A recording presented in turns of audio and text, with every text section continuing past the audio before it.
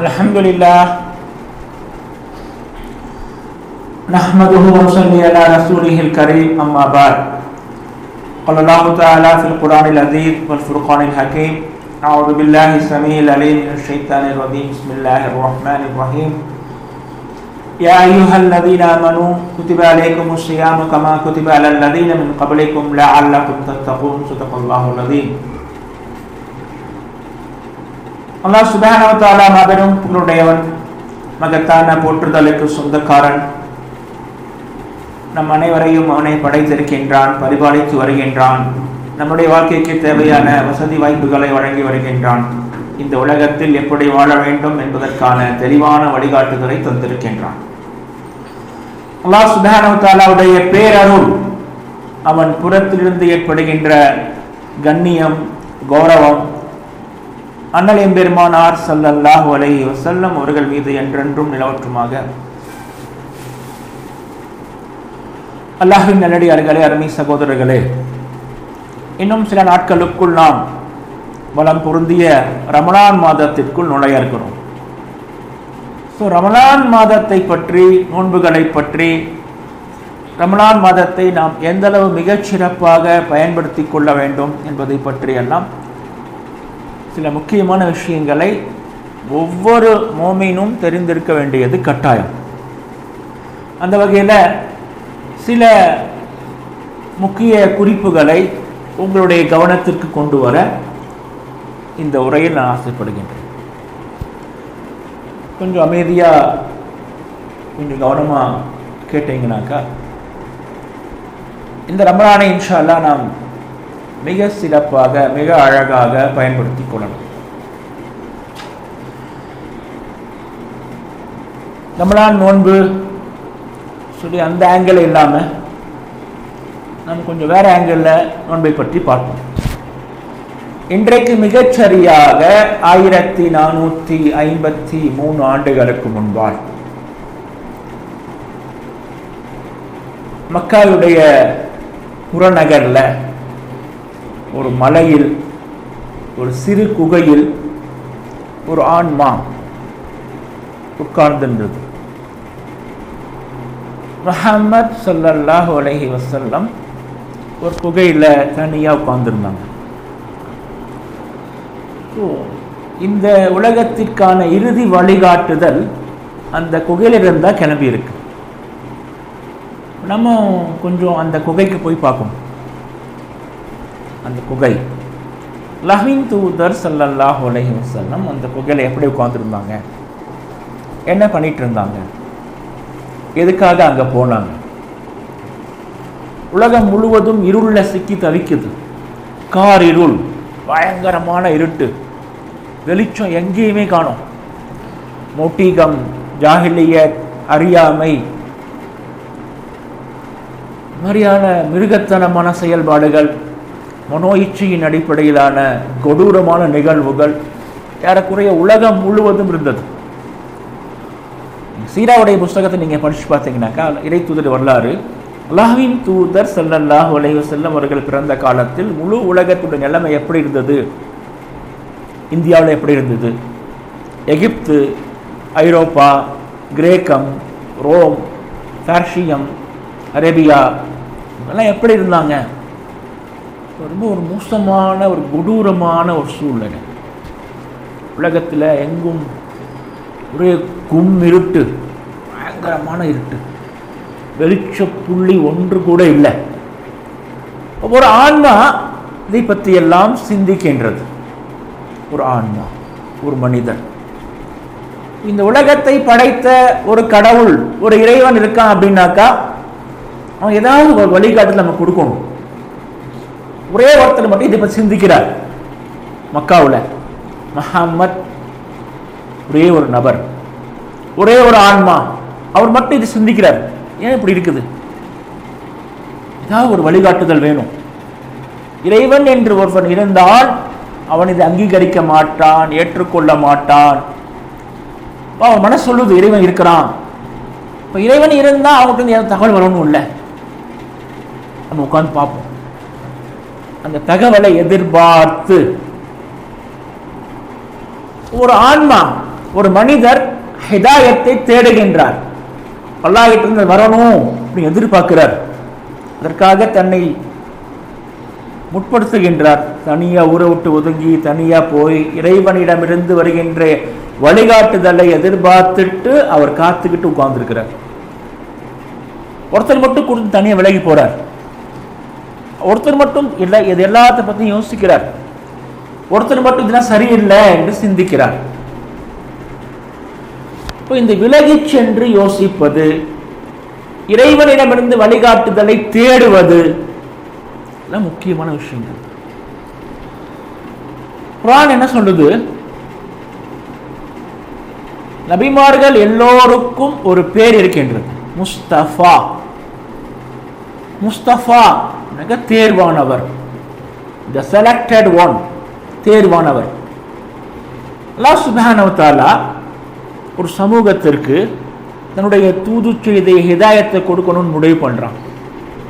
இதற்கு உரிய தகுதியானவர் யார்? இப்போ அந்த தகுதியை பெற்றவர் தன்னை வெளிப்படுத்திக் கொள்றார், என்கிட்ட அந்த தகுதி இருக்கு. இப்போ அல்லாஹ் சுப்ஹானஹு அவரை பொறுக்கி எடுக்கிறான்.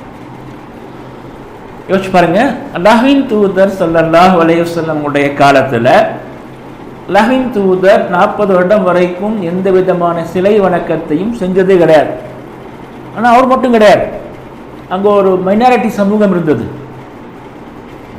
கொஞ்சம் பேர் வரலாற்று ஆசிரியர்கள் அவங்களுடைய பெயர்களை எல்லாமே எழுதியிருக்கிறாங்க. மௌலானா மௌதூதியுடைய தஃபீமுல் குர்ஆன் படிச்சிங்கனாக்கா கிட்டத்தட்ட ஒரு 19 பேருடைய பெயர்களை அவர் குறிப்பிடுறாங்க. இவங்கெல்லாம் சிலை வணக்கம் செய்யாதவர்கள், சிலைகளுக்கு எதிராக பிரச்சாரம் செய்தவர்கள், சிலை வணக்கம் தவறு என்று மக்களிடையே இடைவிடாமல் சொல்லிட்டே இருந்தாங்க. ஒரு சிறு கூட்டம் அந்த மக்காவிலேயே இருந்தது.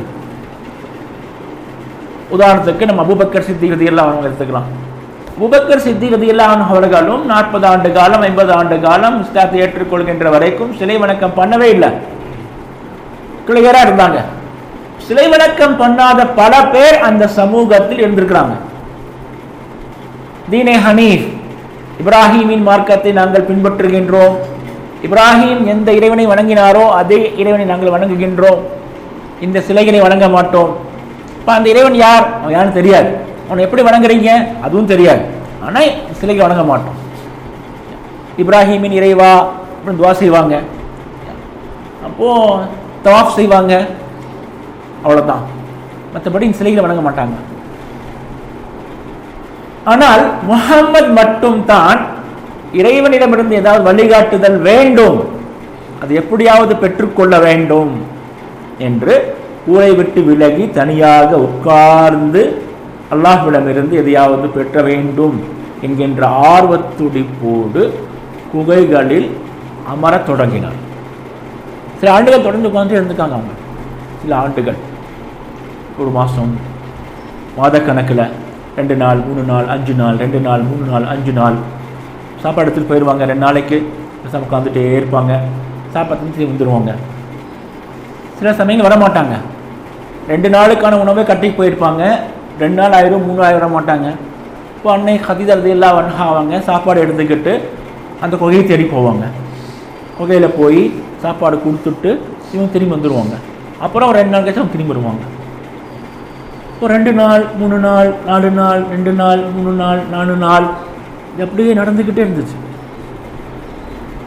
இப்போ இறைவனிடமிருந்து வழிகாட்டுதல் வேண்டும் என்று ஒரே ஒரு மனிதர் மட்டும் தனியாக விலகி அதற்கான தேடுதல் ஈடுபடுறார். அல்லாஹ் சுப்ஹானஹு வ தஆலா பார்க்குறான்.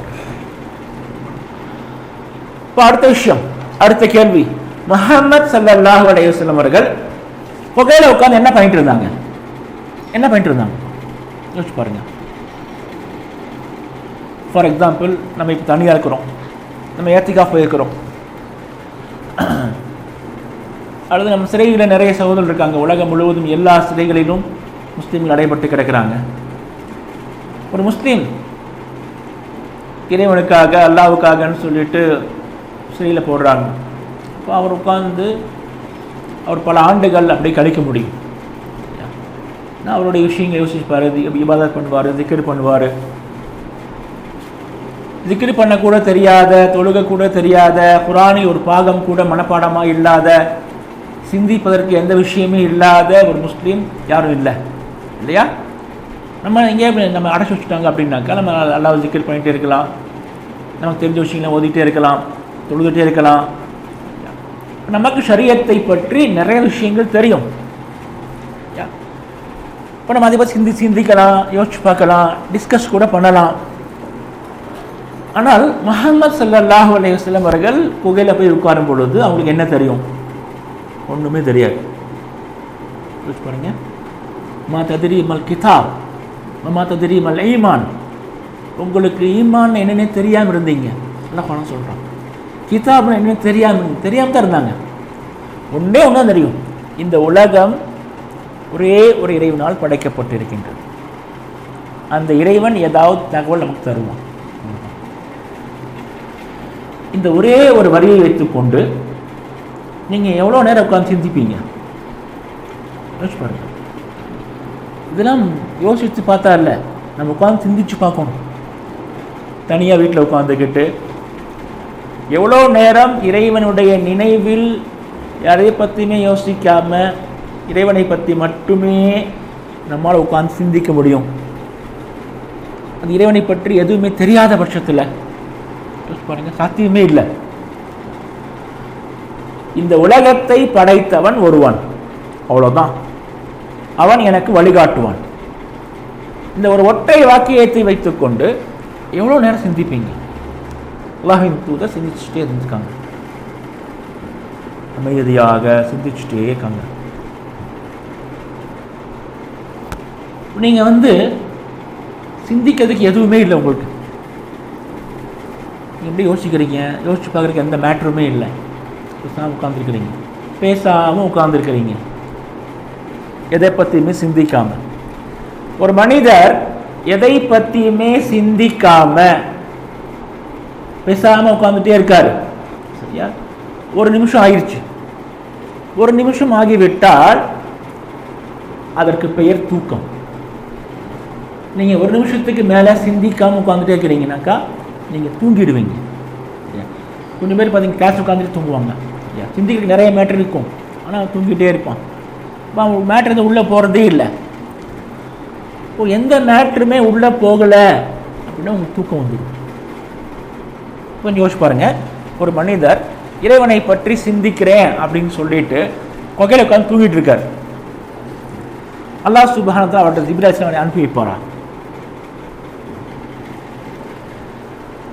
கொகையில் உட்காந்து தூங்கிட்டு இருக்கார் ஒரு மனிதர். அவர்கிட்ட தூங்குவார். வீடு பெரிய வீடு இருக்குது, அற்புதமான ஒரு வீடு, அதில் வேலைக்காரங்க அவங்க இவங்கன்னு சொல்லிட்டு பெரிய பட்டாளமே இருக்குது. தூங்க நினைக்கிறவன் வீட்டில் தூங்குவானா? கொகையில் போய் உட்காந்துக்கிட்டு சாப்பிட இல்லாமல் ஒன்றும் இல்லாமல் தூங்குவானா? வீட்டுக்கு தூங்கிடுவான், அப்படி போக மாட்டான். அல்லாஹ்வின் தூதர் ஸல்லல்லாஹு அலைஹி வஸல்லம் அவர்கள் குகையில் உட்கார்ந்து கொண்டு தூங்கவே இல்லை.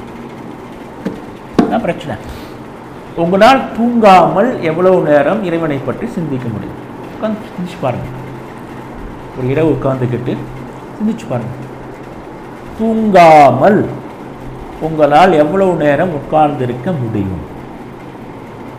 1 மணி நேரம், 2 மணி நேரம், 3 மணி நேரம், 5 மணி நேரம், ரொம்ப முக்கியம். இந்த இறைவனின் தூதர் ஹிரா குகையில் உட்கார்ந்து இருப்பதற்கு ஷரியா மிகுந்த முக்கியத்துவம் கொடுக்கின்றது, பயங்கரமான முக்கியத்துவத்தை கொடுக்கின்றது. நீங்கள் உங்கள் ரப்போட தனிச்சிருக்கிறீங்க, அதான் அந்த பொசிஷன், அந்த நிலை. உங்கள் இறைவனோடு நீங்கள் தனிமையில் இருக்கிறீர்கள், அவனோடு பேசுறீங்க, அவனோட உரையாடுறீங்க, அவனிருந்து பெற்றுக்கொண்டே இருக்கின்றீர்கள். இது ஒரு முக்கியமான நிலை, ஒரு ஈமானிய நிலை. இந்த நிலையை ஷரியா தக்க வைக்கின்றது.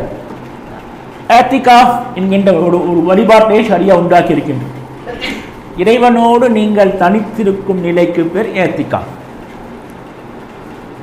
முஹம்மது ஸல்லல்லாஹு அலைஹி வஸல்லம் அவர்கள் ஹிரா குகையில் எந்த மனோநிலையில் இருந்தாங்களோ, இறைவனின் தூது செய்தியை சுமப்பதற்கு தங்களுடைய ஆன்மாவை எப்படி அவங்க ஆயத்தப்படுத்தி கொண்டார்களோ, ஒளி வடிவிலான ஜிப்ரீல் அலைஹிஸ்ஸலாம் அவர்கள் கட்டி தழுவிக் கொள்கின்ற அளவுக்கு தன்னுடைய ஆன்ம பேரொழியை எப்படி மேம்படுத்தி கொண்டார்களோ அந்த நிலையை நீங்களும் பெற வேண்டும் என்பதற்காகத்தான் ஷரியா ஆத்திகாஃபை கடமையாக இருக்கின்றது. ஆகிஃப் தனித்திருப்பது, இறைவனோடு இருப்பது. ஐனமா குன்தும் ஃபஹு மஅக்கும், நீங்கள் எங்க இருந்தாலும் அவன் உங்களோடு இருக்கின்றான். நீங்க அவனோடு இருக்கிறீங்க, அவன் மட்டும்தான் உங்களோட இருப்பான், வேற யாரும் இருக்க மாட்டான். ஆத்திகாஃப் என்பது ஒரு வழிபாடு. நீங்க சரியா பாருங்க, நம்ம என்ன பண்ணோம் பாருங்க, நம்ம எல்லாத்தையும் தாறுமாறு ஆக்கி வச்சிருக்கிறோம். எல்லாத்தையும் தாறுமாறு ஆக்குனீங்கன்னாக்கா அது ஒன்றுமே இருக்காது. இது ஒரு பொருள், இந்த பொருளை நீங்கள் எதையுமே கூட்டலை குறைக்கலை, இதை கழட்டிட்டீங்க, இதை கழட்டி கீழே சொருகிட்டீங்க, ஐயா இந்த ரிசீவில் கழட்டி இங்கே வச்சுட்டீங்க, தலைகீழ மாற்றி வச்சுட்டீங்க, ஐயா எல்லா பொருட்களும் இருக்குது. ஆனால் இந்த பொருளால் உங்கள் எந்த பயனும் இருக்காது. எதையும் கூட்டலை, எதையும் குறைக்கலை, எல்லாமே அங்கே இருக்கு. ஆனால் இது பயன் இல்லாமல் கிடக்கும், இது வேஸ்ட், வெட்டி.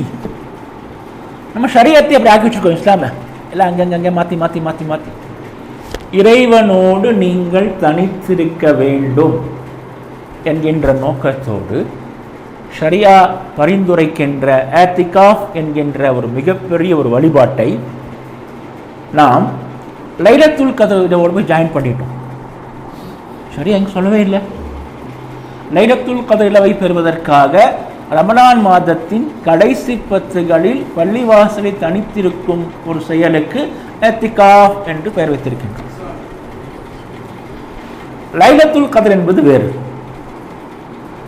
இத்திகாஃப் என்பது வேறு. மக்கள் நபி மொழியை தான் பேசுறாங்க. அல்லாஹ்வின் தூதர் ஸல்லல்லாஹு அலைஹி வஸல்லம், நான் சொல்றேன் கேளுங்க. ஒரு முறை பள்ளிவாசலுக்கு போறாங்க, ஒரு கூடாரம் போட்டிருக்கு. ஸைனப் பின்த் ஜஹஷ், உம்முல் மோமினின் ஸைனப் பின்த் ஜஹஷ், அல்லாஹ்வின் தூதர் ஸல்லல்லாஹு அலைஹி வஸல்லம் அருமை மனைவி பர்மிஷன் கேட்குறாங்க. அல்லாஹ்வின் தூதர், நானும் இத்திகாஃப் இருக்கிறேன். சரி, ஓகே.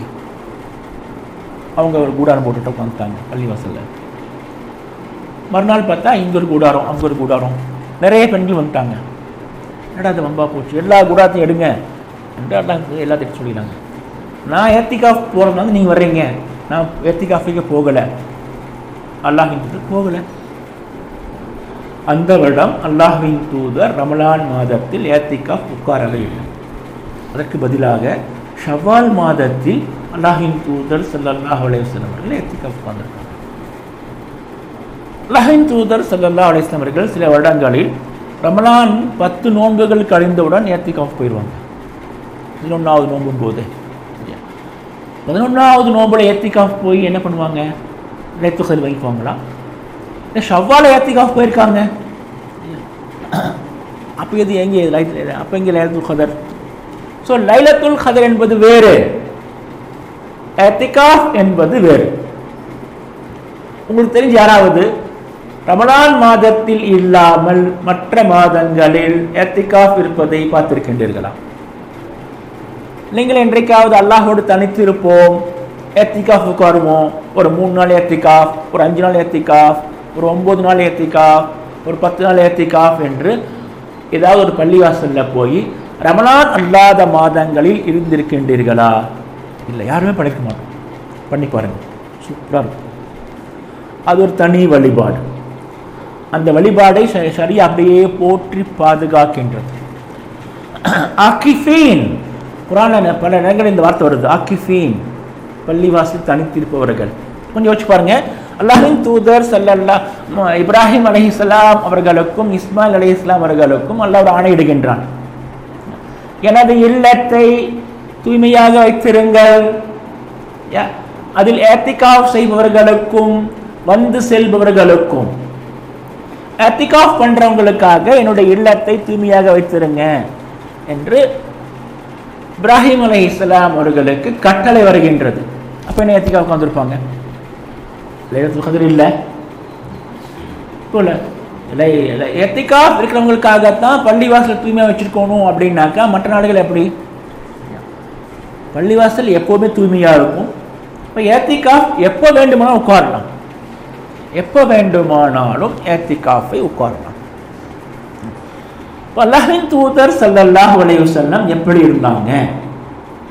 அந்த மனோநிலை அதை ஏத்திகாஃப்ல நம்ம கொண்டு வரணும். தூங்கிட்டு இருக்கக்கூடாது பள்ளிவாசலில் போய் உட்காந்துக்கிட்டு. இரவு என்பது தூங்குவதற்காக அல்ல. நான் திரும்ப திரும்ப சொல்லிக்கிட்டே இருக்கேன், மனசு வச்சுக்கிட்டே இருங்க. இரவு என்பது தூங்குவதற்காக அல்ல. இரவு என்பது தூங்குவதற்காக அல்ல. தூங்காமல் ஒரு இரவை கழிங்க. ஏத்திகாஃப் போய் உட்காருங்க. 3 நாள் 5 நாள் 10 நாள். அன்றைய இரவுகளில் அந்த ஏத்திகாஃப் இருக்கின்ற நாட்களில் இரவுகளில் தூங்கக்கூடாது. தூங்காமல் உட்கார்ந்துருக்கும். அடுத்த கேள்வி பாருங்க. அல்லாஹ்வின் தூதர் ஸல்லல்லாஹு அலைஹி வஸல்லம் தூங்காமல் உட்கார்ந்துருக்காங்க. எங்கே? ஒரு குகையில், ஆள் நடமாட்டம் இல்லாத குகை, ஆள் அரவமற்ற குகை. அரவம்னா பாம்பு. பாம்பு போகிற சத்தம் கூட கேட்காது. அது ஒரு குகை, வனாந்தரத்தில் இருக்கு, ஒரு மலைக்கு மேலே இருக்கு. அந்த குகையில் யாருமே போகிறதில்லை. அல்லாஹ்வின் தூதர் மட்டும் போய் உட்கார்ந்துருக்காங்க. பராமரிப்பு இல்லாத ஒரு காட்டு குகையில் போய் நீங்கள் உட்கார்ந்தீங்கன்னா எப்படி இருக்கும்? பராமரிப்பே இல்லாத, ஆள் நடமாட்டம் இல்லாத ஒரு காட்டு வழிப்பாதையில் ஒரு சிறிய மலை குன்றின் மீது இருக்கின்ற ஒரு குகை. அந்த குகை எப்படி இருக்கும் கொஞ்சம் பாருங்க. அங்கே பூச்சி பொட்டு விஷ ஜந்துக்கெல்லாம் இருக்குமா? இருக்கலாம். அது ஒரு பெரிய காடு கிடையாது. சரியா? ஓனாயோ சிறுத்தையோ அங்கே வராது. நரிகள் வரும். சிறு காடு, நரிகள் வரும், பாம்புகள் வரும். சரியா? நட்டுவாக்கிலே தேல் போன்ற பூச்சி ஓடிக்கொண்டே இருக்கும். இது எல்லாத்தையும் சகிச்சுக்கிட்டு நல்லா இங்கே உட்காந்துருப்பாங்க. நீங்கள் நைட்டில் தனியாக ஒரு குகையில் உட்காந்துருக்கிறீங்க. நைட்டில் தனியாக ஒரு குகையில் உட்காந்துருக்கீங்க. உங்கள் குகைக்கு பக்கத்தில் நரி ஊழையிடுது. அப்போ உங்கள் மனோட எப்படி இருக்கும்? பயப்படுவீங்களா மாட்டீங்களா? பயப்படுவீங்களா மாட்டீங்களா? பாருங்க, நம்ம எல்லாருமே கபர் ஜியாத் பண்ணுறோம். கபர் ஜியாத் பண்ணணும்னு சொல்கிறோம். தர்காவுக்கு போகக்கூடாது, கபரஸ்தானத்துக்கு தான் போகணும். தர்காவுக்கு போகக்கூடாது, கபரஸ்தானத்துக்கு தான் போகணும். கபரஸ்தானத்துக்கு போகிறீங்களா? கடைசி எப்போ போனீங்க? கபர் ஜியாரத் எப்படி செய்வது என்று ஷரியா என்ன வழிகாட்டு நமக்கு தெரியுமா? பாருங்க. அசருக்கு பிறகு கபருக்கு போங்க.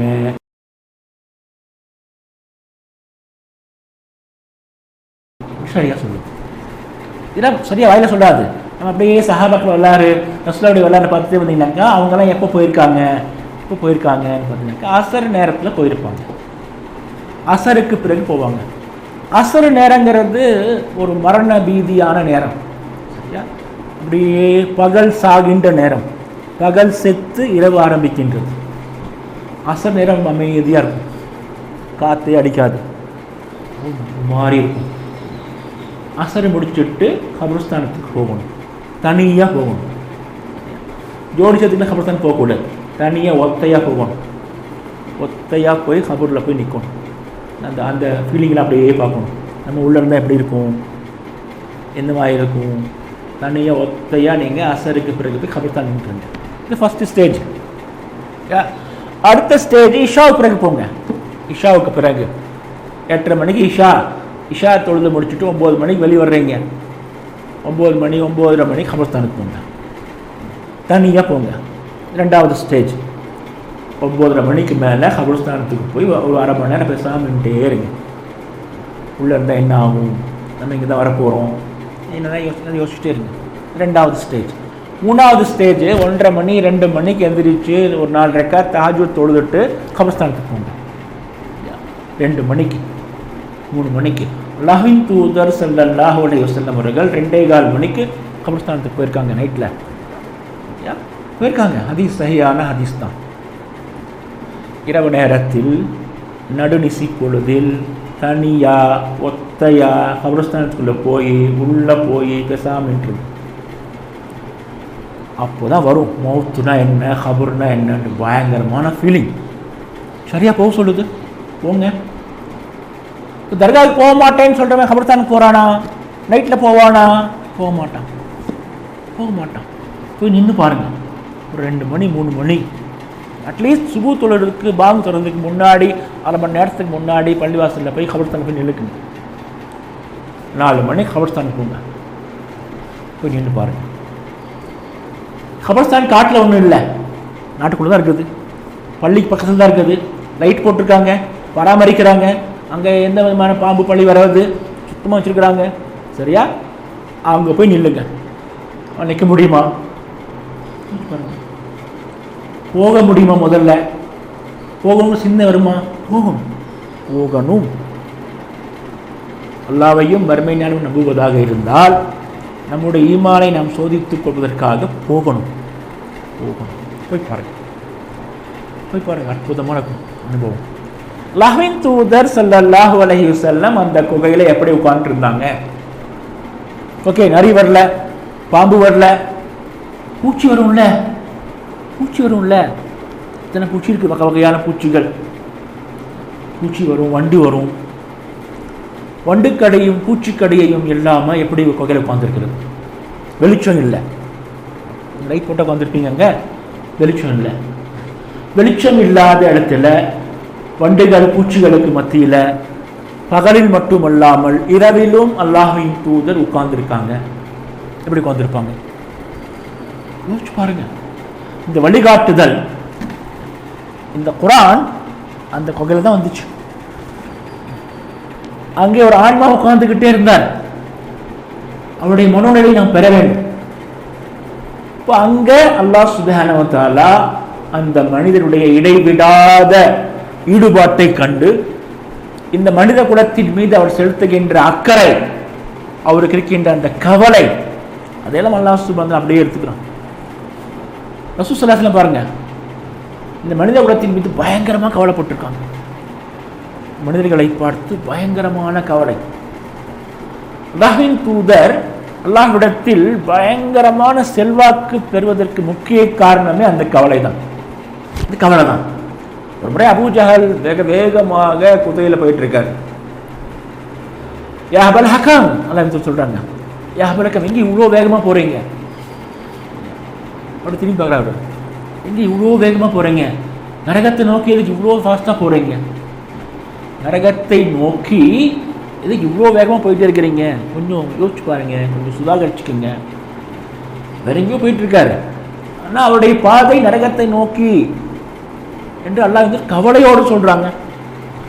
ஸோ இந்த கவலையை நோக்கினோம், லஅல்லக பாகிஉன் நஃப்ஸக அலா ஆசாரிஹிம் அல்லா யுமினூன், இவங்க ஈமான் கொள்ள மாட்டாங்களே என்று கவலைப்பட்டு நீங்க உங்களையே மாற்றிக்குவீங்க போல் இருக்குதே என்று அல்லாஹ் பரிதாபப்பட்டு குர்ஆன்ல 2 இடத்துல சொல்றான்.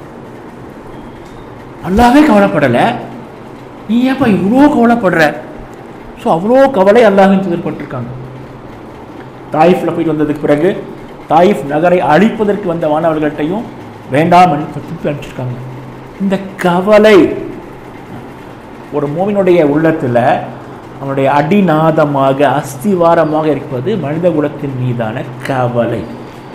ஒரு ஹதீஸ் இருக்கின்றது, ஆனால் தைஃபான ஹதீஸ், அது அற்புதமான ஹதீஸ். குர்ஆனை ஓதும்போது கவலையோடும் வருத்தத்தோடும் ஓதுங்க, கவலையோடு ஓதுங்க குர்ஆனை. ஏனால் மக்கள் மீதான ஆழ்ந்த அக்கறையோடும் அளவற்ற கவலையோடும் குர்ஆன் அருளப்பட்டுள்ளது. குர்ஆனில் பாருங்க குதூகலமாக இருக்காது, குர்ஆனில் கொண்டாட்டமாக இருக்காது, அடித்தடி பயங்கரமாக பாட்டு போட்டு டான்ஸ் ஆடுற மாதிரி ஒரு உற்சாகம் பீட்டுக்கு நம்புகின்ற வார்த்தைகள் குர்ஆனில் கிடையாது. குர்ஆன் ரொம்பவும் எச்சரிக்கையோடு, கவலையோடு, அக்கறையோடு, ஈடுபாட்டோடு மனித ஆன்மாக்களை நோக்கி பேசுகின்றது. அந்த கவலை தான் அல்லாஹ்வின் தூதரை உட்கார வைத்திருந்தது. அவங்க உட்காந்துட்டே இருந்தாங்க. கடைசி அல்லாஹ் சுப்ஹானஹு வ தஆலா அவங்களுக்கு அந்த வேத வெளிப்பாட்டை கொடுத்தான். வேத வெளிப்பாடு அதெல்லாம் உங்களுக்கு தெரியும், வேதம் கொடுக்கப்பட்டிருச்சு. அற்புதமான ஒரு வேதம், ஒரு பணி, உலக மக்களுக்கெல்லாம் இறைவனின் வழிகாட்டுதலை ஒப்படைக்கின்ற பணி, கொண்டு போய் சேர்க்கின்ற பணி, அவர்களை வாழ வைக்கின்ற பணி, வாழ்ந்து காட்டுகின்ற பணி. என்னை பார், இதான் ஒரு மூமினுடைய வேலை. ஒரு மூமினுடைய வேலையே என்னை பார் என்று சொல்வதுதான். ஆனா இன்னைக்கு உம்மத்தில் ஒருத்தருக்கு அது பண்றதே இல்லை. என்னை பார், நான் அல்லாஹ்வுக்கு அடிபணிகின்றேன். என்னை போல் மாறு. தான் இஸ்லாமிய தாவா. உமிர்து அன் அகூன அவ்வலல் முஸ்லிமீன் என்று ஒவ்வொரு இறை தூதரும் நம்முடைய சமூக மக்களுக்கு முன்னாடி சொல்லியிருக்காங்க. இறைவனுக்கு முற்றிலும் கட்டுப்படுகின்ற மக்களில் ஆளா நான் இருக்கணும் என்று எனக்கு கட்டளை. இறைவனுக்கு முற்றிலும் கட்டுப்படுகின்ற மக்களில் முதல் ஆளாக இருக்க வேண்டும். யாரு? நபி. இறைவனுக்கு முற்றிலும் கட்டுப்படுகின்ற முதல் ஆளா என்னை பாருங்க, நான் எப்படி தொழுகிறேன்னு பாருங்க. அல்லாஹ் சொல்லிக்காங்களா இல்லையா? என்னை பாருங்கள். உங்களில் சிறந்தவர் உங்கள் இல்லத்தாருக்கு சிறந்தவர் தான். உங்க ஒய்ஃப் வந்து கேட்கும், உங்கள் மனைவி கிட்ட வந்து நீங்க எப்படி இருக்கீங்க, உங்களுடைய வாழ்க்கை எப்படி இருக்கின்றது, உங்க பேச்சு எப்படி இருக்கிறது, அவங்க தான் தெரியும், அவங்க தான் கூடவே இருக்காங்க. இப்போ யாருடைய மனைவி அவரை பற்றி நல்ல சர்டிஃபிகேட் தர்றாங்களோ, நல்ல மூமின், அல்லாஹ்வுக்கு பயப்படுவார், ஹராமான காரியம் பண்ண மாட்டார், வாக்கு தவறி பேச மாட்டார், எல்லா விஷயங்களிலும் முடிந்த அளவுக்கு கரெக்டாக இருப்பார் என்று உங்கள் மனைவி உங்களை பற்றி சர்டிஃபிகேட் கொடுத்தாங்கனாக்கா அதுதான் ஒரிஜினல் சர்டிஃபிகேட். அல்லாஹ்வின் தன்னை முன்படுத்தினாங்க. என்னை பற்றி கேட்டு பாருங்க, என்னுடைய மனைவிகள் என்னை பற்றி மிகச்சிறந்த சர்டிஃபிகேட்டை கொடுப்பாங்க. இப்போ தன்னை முற்படுத்த வேண்டும். இப்போ தன்னை முற்படுத்த வேண்டும். தனிநபராக மட்டுமல்ல, ஒரு சமூகமாகவும் இஸ்லாமிய சமூகம் உலக மக்களுக்கு முன்னால் தன்னை முற்படுத்த வேண்டும். ஷஹாதத்துல் ஹக், சத்தியத்தின் சாட்சியாளர்களாக அவங்க மாறணும். சத்தியத்துக்கான சாட்சியாளர்களாக அவங்க மாறணும். ஒரு சமூகம் அல்லாஹ்வுக்கு கட்டுப்பட்டு வாழ்கின்றது, அல்லாஹ்வுக்கு எதெல்லாம் பிடிக்குமோ அதெல்லாம் செய்கின்றது, அல்லாஹ் சொன்னபடி சம்பாதிக்கின்றது, அல்லாஹ் சொன்னபடி செயல்படுகின்றது. அவங்களுடைய பண்பாடு, பழக்க வழக்கம், நடவடிக்கைகள், வியாபாரம், அரசியல், சமூகம், பொருளாதாரம், கல்வி, இல்லறம், குழந்தை வளர்ப்பு, எல்லா விஷயங்களிலும் இஸ்லாமிய இறைவனுக்கு கட்டுப்படுகின்ற சமூகமாக இருக்கின்றது. பெரிய பணி, கட்டுப்படுகின்ற ஒரு சமூகத்தை உருவாக்கி காட்டுவது. இதை குர்ஆன் கௌலன் சகீலா என்று சொல்லுது. சுமக்கவே முடியாத பயங்கர பெருஞ்சுமையான ஒரு சொல். குர்ஆன் என்பது சுமையான ஒரு சொல், தாங்க முடியாத ஒரு பணி. அல்லதி அன்கத ظهرك, உங்கள் முதுகெலும்பை முறுக்கின்ற பணி, முறுக்கின்ற சுமை, முதுகெலும்பை முறித்து போடுகின்ற ஒரு சுமை. அந்த சுமையை அல்லாஹ் சுப்ஹானஹு வ தஆலா அல்லாஹ்வின் தூதர் மீது வைத்தான். அல்லாஹ்வின் தூதருக்கு இந்த சுமையை எளிதாக்குவதற்கு சில விஷயங்கள் கற்றுக் கொடுக்கப்பட்டன. இது முதல் விஷயம், இரவு நேர வாழ்க்கை. இரவு நேரத்தில் ஒரு பகுதி அல்லாஹ்வுக்குன்னு கொடுங்க, மினிமம் 3இல் ஒரு பகுதி. அப்போதான் இந்த வேலையை வந்து செய்ய முடியும். உங்கள் மீது சுமத்தப்பட்டுள்ள இந்த வேலையை நீங்கள் எளிதாக செய்து முடிக்க வேண்டும் என்றால் இரவில் 3இல் ஒரு பகுதியை அல்லாஹ்வுக்காக கொடுத்துருங்க. அங்கே எதிரிங்க, அந்த வார்ம் அப் பண்ணுங்க, எக்ஸசைஸ் பண்ணுங்க, அப்போ நீங்கள் ஓட முடியும் கிரவுண்டில் போய். எந்த பயிற்சி எடுக்காமல் ஒரு விளையாட்டு வீரர் போய் என்ன ஆகும்? உங்களுக்கு விளையாட தெரியும், விளையாட தெரிந்ததால் மட்டும் விளையாட முடியாது. அந்த விளையாட்டுக்கு தோதாக உங்கள் உடம்பு இருக்கணும். சரியா? உடம்பு நீங்கள் பயிற்சி பண்ணிட்டு இருக்கணும். விளையாட்டு வீரனுக்கு மூலதனம் உடம்பு. அவன் உடம்பை தயார்படுத்தணும். சரியா? அப்படியே முறுக்கின கயிறு மாதிரி வச்சிருக்கணும் உடம்பை, ஆட முடியும். இப்போ இந்த பணியை செய்கின்றவனுக்கு தேவையான பயிற்சி எடுத்துக்கொள்ள வேண்டும். அல்லாஹ்வின் தூதருக்கு கொடுக்கப்பட்ட முதல் பயிற்சி இரவு நேர தொழுகை, இரவு வாழ்க்கை. தொழுகை அல்லது வாழ்க்கை, இரவு வாழ்க்கை. சமூகம் ரெடியாகி கொண்டே இருக்கின்றது. சமூகத்தின் மீது பயங்கரமான பணி, ஷஹாதத்துல் ஹக், சத்தியத்திற்கான சாட்சி அளிக்கப்பட்டது. இஸ்ஹாருல் ஹக், சத்தியத்தை மேலோங்க வைப்பதற்கான பணி.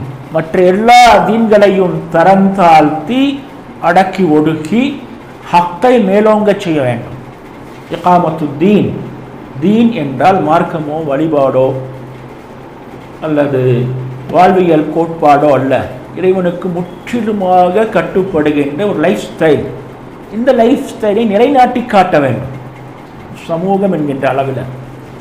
காமத்துத்தீன், இறைவனுக்கான முழுமையான கீழ்ப்படிதலை, முழுமையான வாழ்வியல் திட்டத்தை நடைமுறை காட்டுவது, இதெல்லாம் பெரிய பெரிய பணிகள். இந்த பணியை அல்லாஹ் சுப்ஹானஹு வ தஆலா ஒரு சமூகத்தின் சுமத்தி இருக்கின்றான். இந்த பணியை செய்கின்ற காரணத்திற்காகவே அந்த சமூகத்திற்கு ஹைருல் உம்மத் என்கின்ற பெயரையும் சூட்டி இருக்கின்றான். பணியை பண்ணீங்கன்னாக்கா இந்த பொறுப்பு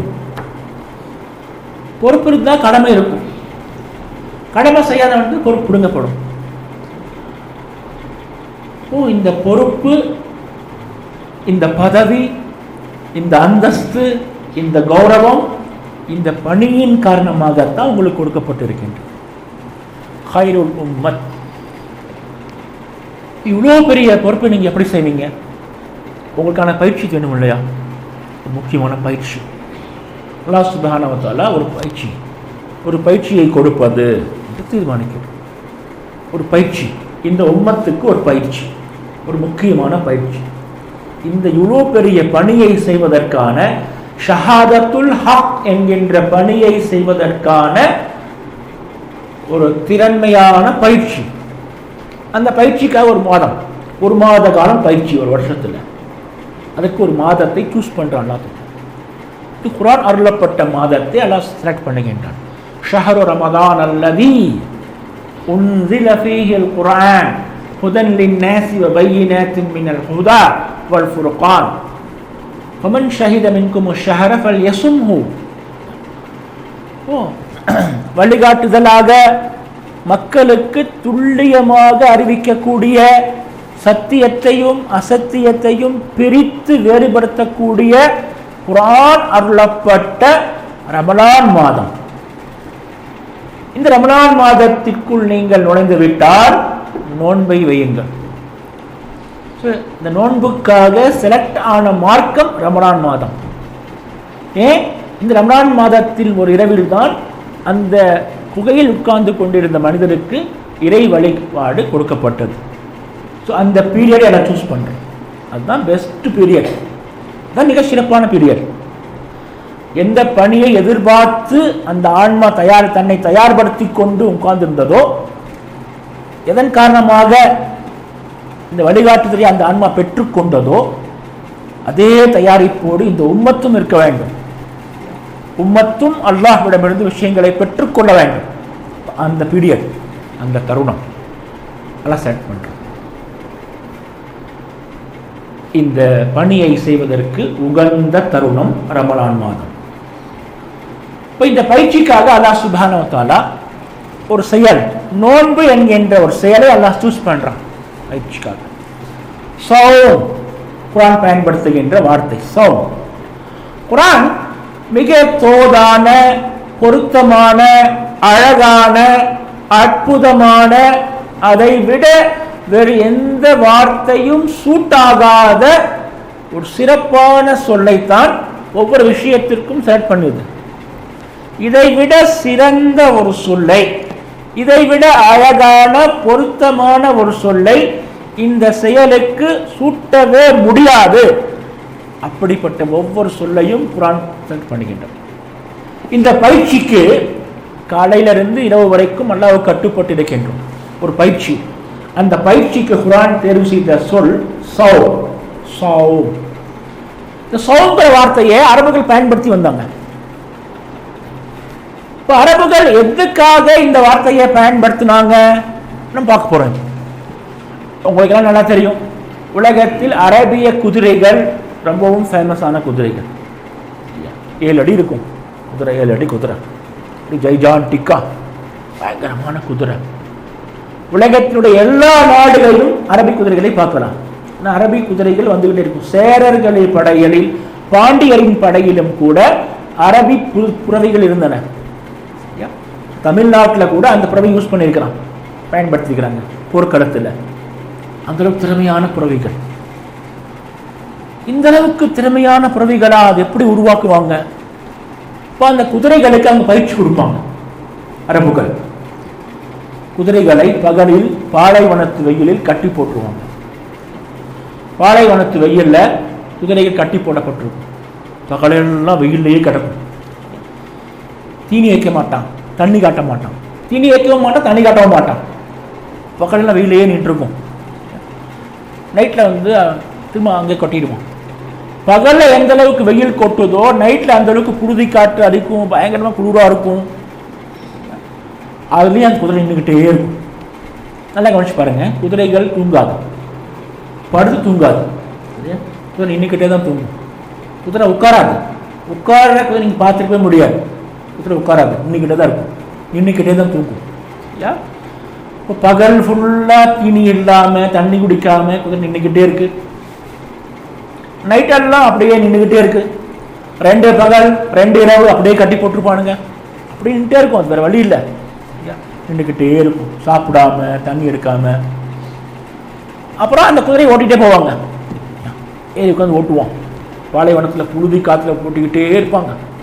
பாலைவனத்தில் போய்கிட்டே இருப்பாங்க, வனாந்தரத்தில் போய்கிட்டே இருப்பாங்க. மலைகளை ஏறி ஏறி இறங்குவாங்க. ஏறுவான் மலை குன்றுகளில். ஓய்வே கொடுக்க மாட்டான். ஒரு 5 மணி நேரம் 6 மணி நேரம் ஓட்டிகிட்டே போய் கொஞ்ச நேரம் ஒரு 10 நிமிஷம் நிப்பாட்டுவான், திரும்ப ஓட்டிகிட்டு போவான். இவன் தூங்கிடுவான், அது கட்டு போட்டிருப்பான். இவன் சாப்பிட்டுக்குவான், அது தண்ணி கொடுக்க மாட்டான். தண்ணி கொடுக்காம அந்த குதிரையை ஒட்டிக்கிட்டே இருப்பான். 2 நாள் 3 நாள். அது மூச்சில் வாயில் நுரையெல்லாம் தள்ள ஓடிக்கிட்டே தான் இருக்கும், நிற்காமல் ஓடிக்கிட்டே இருக்கும். 2 நாள் குறிப்பிட்ட அளவு ஓடின பிறகு தான் அதை கட்டி போட்டு தண்ணி கொடுப்பாங்க. இடைவிடாத பயிற்சி.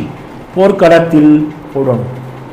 காடு, மலை, கடல், வனாந்தரம், மலை, குன்று எல்லாம் நிற்காம ஓடிக்கிட்டே இருக்கணும். 2 நாள் 3 நாள் சோறு தண்ணி இல்லாமல் ஓடிக்கிட்டே இருக்கணும். இதுக்கெல்லாம் பயங்கரமாக அந்த புரட்சிகளை பயிற்சி கொடுத்துட்டே இருக்கும். உலகத்துடைய எல்லா இராணுவங்களையும் அந்த குதிரை இருக்குதுனாக்கா அந்த குதிரை தாக்கு பிடிக்கும். 2 நாள் சோறு எல்லாம் ஓடும். போர்க்களத்தில் ஃபுல்லாக நின்றுட்டே இருக்கும். பயங்கரமான பயிற்சி கொடுப்பான். இப்படி பயிற்சி கொடுத்த குதிரைகளுக்கு அவங்க சாயிமா என்கின்ற வார்த்தையை பயன்படுத்தினாங்க. நோம்பு வச்ச குதிரை. நோம்பு வச்ச குதிரை பயிற்சி அளிக்கப்பட்ட எந்த பணிக்காக அது தயாரிக்கப்படுகின்றதோ, அதுக்கு ரெடிப்படுத்தப்படுதோ, அதற்கு முழுமையாக பயிற்சி அளிக்கப்பட்ட குதிரைகள் நீங்கள் கொண்டு போங்க. இது ட்ரெயின்டு ஹார்ஸ். பயங்கரமாக பயிற்சி கொடுத்துருக்கோம். 2 நாள் இடைவிடாமல் மலை, காடு எல்லாம் ஓடிட்டே இருக்கும். 3 நாள் 4 நாள் நீங்கள் தண்ணியே காட்டாமல் ஃபைட் பண்ணலாம், தாக்கு பிடிக்கும். கூட்டிகிட்டு போங்க. இது பயிற்சி அளிக்கப்பட்ட குதிரை. குதிரை பாருங்க, குதிரை தளர்வடையாது, சோர்வடையாது. குதிரை நீங்கள் போய்கிட்டே இருக்கலாம். பயிற்சி அளிக்கப்பட்ட அரபி குதிரைகளில் அது முடியவே முடியாது பட்சத்தில் கீழே செத்து போயிடும். சாகும் போது தான் கீழே விழுகும். கீழே செத்து போயிடும், அவ்வளோதான். கால் முடிஞ்சு போய் கீழே விழுகிறது, முடியாமல் வர்றது, டயர்டாகி விழுகிறது, அதெல்லாம் கிடையவே கிடையாது. அந்தளவுக்கு அது பயிற்சி கொடுத்துருப்பான். இப்படி பயிற்சி கொடுக்கப்பட்ட குதிரைகளுக்குத்தான் சாயிமா என்கின்ற வார்த்தையை அவர்கள் பயன்படுத்தினார்கள். இந்த வார்த்தை அல்லாஹ் சுப்ஹானஹு வ தஆலா நமக்கு இருக்கிறார். எந்த பணி உங்கள் மீது சுமத்தப்பட்டிருக்கின்றதோ அந்த பணியை நீங்கள் செய்ய வேண்டும் என்றால் இந்த மாதிரியான பயிற்சி நீங்கள் எடுத்துக்கொள்ள வேண்டும். இதுதான் முக்கியம். இப்படிப்பட்ட பயிற்சி எவன் எடுத்துக்கிறானோ அவன் தான் நோன்பு வைக்கிறான்னு அர்த்தம். நோன்பு வைக்கிறது நம்ம நினைக்கிறோம் இல்லையா, அது இல்லை நோன்பு. நோன்புனாக்கா வேற என்னமோ ஒன்றைத்தான் நோன்பு சோம் என்று குர்ஆன் சொல்லுது. நம்ம நினைக்கிற மாதிரி காலையில் சஹர் நேரத்தில் இருந்து இஃப்தார் வரைக்கும் சாப்பிடாம தண்ணி குடிக்காமல் இருந்தால் அதுக்கு நோன்பு நினச்சிக்கிறோம். அது இல்லை நோன்பு. அது பட்டினி கிடக்கிறது. பட்டினி கிடப்பதற்கு பெயர் அல்ல நோன்பு. நோன்பு என்பது வேற. நோன்பு என்பது ஷஹாதத்துல் ஹக்கை நிறைவேற்றுவதற்கு தேவையான பயிற்சி எடுத்துக்கொள்வது. பயிற்சி எடுத்துக்காரு, 1 மாதம் பயிற்சி எடுத்திருக்காரு. இவர் இறக்கிவிட்டா ஓடணும். 1 மாதம் பயங்கரமாக பயிற்சி எடுத்திருக்காரு. கொண்டு போய் கிரவுண்டில் விட்டால் ஓட மாட்டேங்கிறான், கீழே விழுந்துடுறான் டம்முக்குன்ட்டு. அவன் என்ன பயிற்சி எடுத்திருப்பான்? சரியா? பட்டினி கிடப்பதற்கு பெயர் அல்ல நோன்பு. அது ஒரு பயிற்சி, ஒரு அற்புதமான பயிற்சி. அந்த பயிற்சியை நாம் தெரிந்து கொள்ள வேண்டும். ஒரு சின்ன பிரேக் பிறகு அந்த பயிற்சி பற்றி பார்ப்போம்.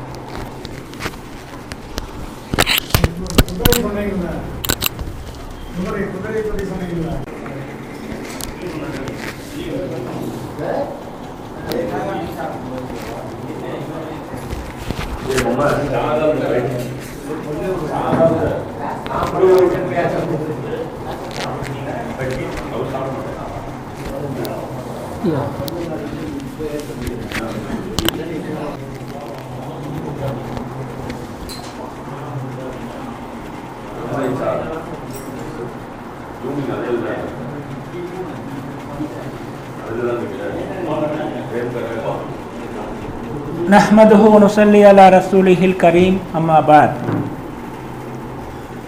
மனிதன் என்பவன் 3 விஷயங்களின் கூட்டுத் தொகுப்பு அப்படிங்கிறத நம்ம அடிக்கடி பல விஷயங்கள் பல உரைகளில் பார்த்துருக்குறோம். நம்முடைய அறிவு, உள்ளம், நம்முடைய உடல். இப்போ இறைவனுக்கு நாம் முழுமையாக அடிமைப்பட்டு இருக்கணும் அப்படின்னாக்கா நம்முடைய அறிவும் உள்ளமும் அதுக்கு முழுசாக ஒத்துழைக்கணும். தொழுகையானாலும் சரி, வேறு எந்த வழிபாடாக இருந்தாலும் சரி. முதல் அம்சம் அறிவு, உள்ளம். 3ஆவதாகத்தான் உடல் வருது. நோன்புலையும் அதுதான்.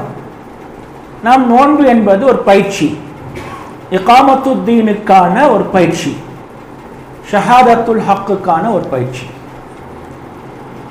நம்முடைய அறிவு, நம்முடைய உள்ளம். முதல்ல அறிவு. அறிவை கிளீன் பண்ணணும்.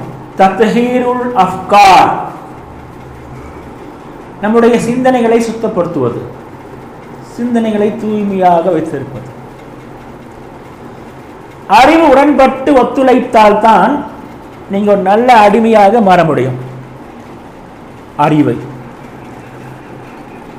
அடுத்து மனசு, உள்ளம். உள்ளம் கண்டதுக்கெல்லாம் ஆசைப்படுகின்றது. உள்ளம் என்ன பண்ணுதுன்னு பாருங்க. உள்ளம் மனோ இச்சையாக மாறும் பொழுது அறிவை அடக்கி ஒழிகின்றது. உள்ளம், அறிவு, இந்த ரெண்டையும் நல்லா உன்னிப்பாக பார்த்தீங்கன்னாக்கா நம்முடைய அன்றாட வாழ்க்கையில் பல இடங்களில் அறிவை அடக்கி உள்ளம் ஜெயிச்சிருத பார்க்கலாம். உள்ளம் தான் ஜெயிச்சிடுது, மனசு ஜெயிச்சிடுது. மனசு என்ன பண்றது? மனசை குதிரைக்கு ஒப்பிடுறாங்க மக்கள். அடங்காத குதிரை அப்படின்னு மனசு சொல்றாங்க. அடங்காத குதிரை. மனசை குரங்கு சொல்றாங்க. மனம் என்பது ஒரு குரங்கு, அங்கேயும் மாறிக்கிட்டே இருக்கு. மனம் என்பது ஒரு குதிரை, ஒரு அடங்காத குதிரை. இது அடக்கணும். மனசை அடக்கி நீங்க நம்ம அத்தனை பேர்த்துக்கும் கொஞ்சம் அறிவு இருக்கு. ஈமானை பற்றி, அல்லாஹ்வை பற்றி, ஷரியத்தை பற்றி, இஸ்லாமை பற்றி கொஞ்சம் அறிவு இருக்கா இல்லையா? கொஞ்சம் அறிவு இருக்குது. இப்போ நமக்கு இந்த அறிவு சொல்ற, இஸ்லாமிய அறிவு சொல்ற விஷயங்கள் எல்லாம் மனசு கேட்குதா? கேட்காது. நிறைய இடங்கள் நம்ம சமாதானப்படுத்திடும். அறிவு சமாதானப்படுத்துறோம், மனசு அடக்கிறது இல்லை. அறிவை தான் சமாதானப்படுத்துறோம். அது மாதிரி ஆயிடுச்சுங்க, வேற வழி இல்லை, இது மாதிரி ஆயிடுச்சு. மனசு ஜெயிச்சிருது, நம்ம அறிவை அப்படியே ஓரங்கட்டி வச்சிடறோம். ரியல் லைஃப்ல, அன்றாட வாழ்க்கையில, யதார்த்தத்தில் நாம் மனதிடம் அடங்கி போய்விடுறோம். மனசு அடங்காத குதிரையா இருக்குது, அப்படி சிரித்து கொண்டு நிற்கின்றது. மனசு எப்படி அடக்கிறது? மனதை எப்படி அடக்குவது? மனம் என்பதுதான் புலன்கள். நோன்பு மனதின் தான் கை வைக்கின்றது. மனதை அடக்குங்கள். அடக்கும் கலை, மனசை அடக்கிற வித்தை, இதையெல்லாம் நோன்பு நமக்கு கற்றுக் கொடுக்குது. மனசை அடக்கி ஒடுக்கி அடிமைப்படுத்தி இந்த அவை என்று உங்கள்கிட்ட கொடுத்து அப்புறம் அந்த மனசு நீங்க வச்சுக்கணும்.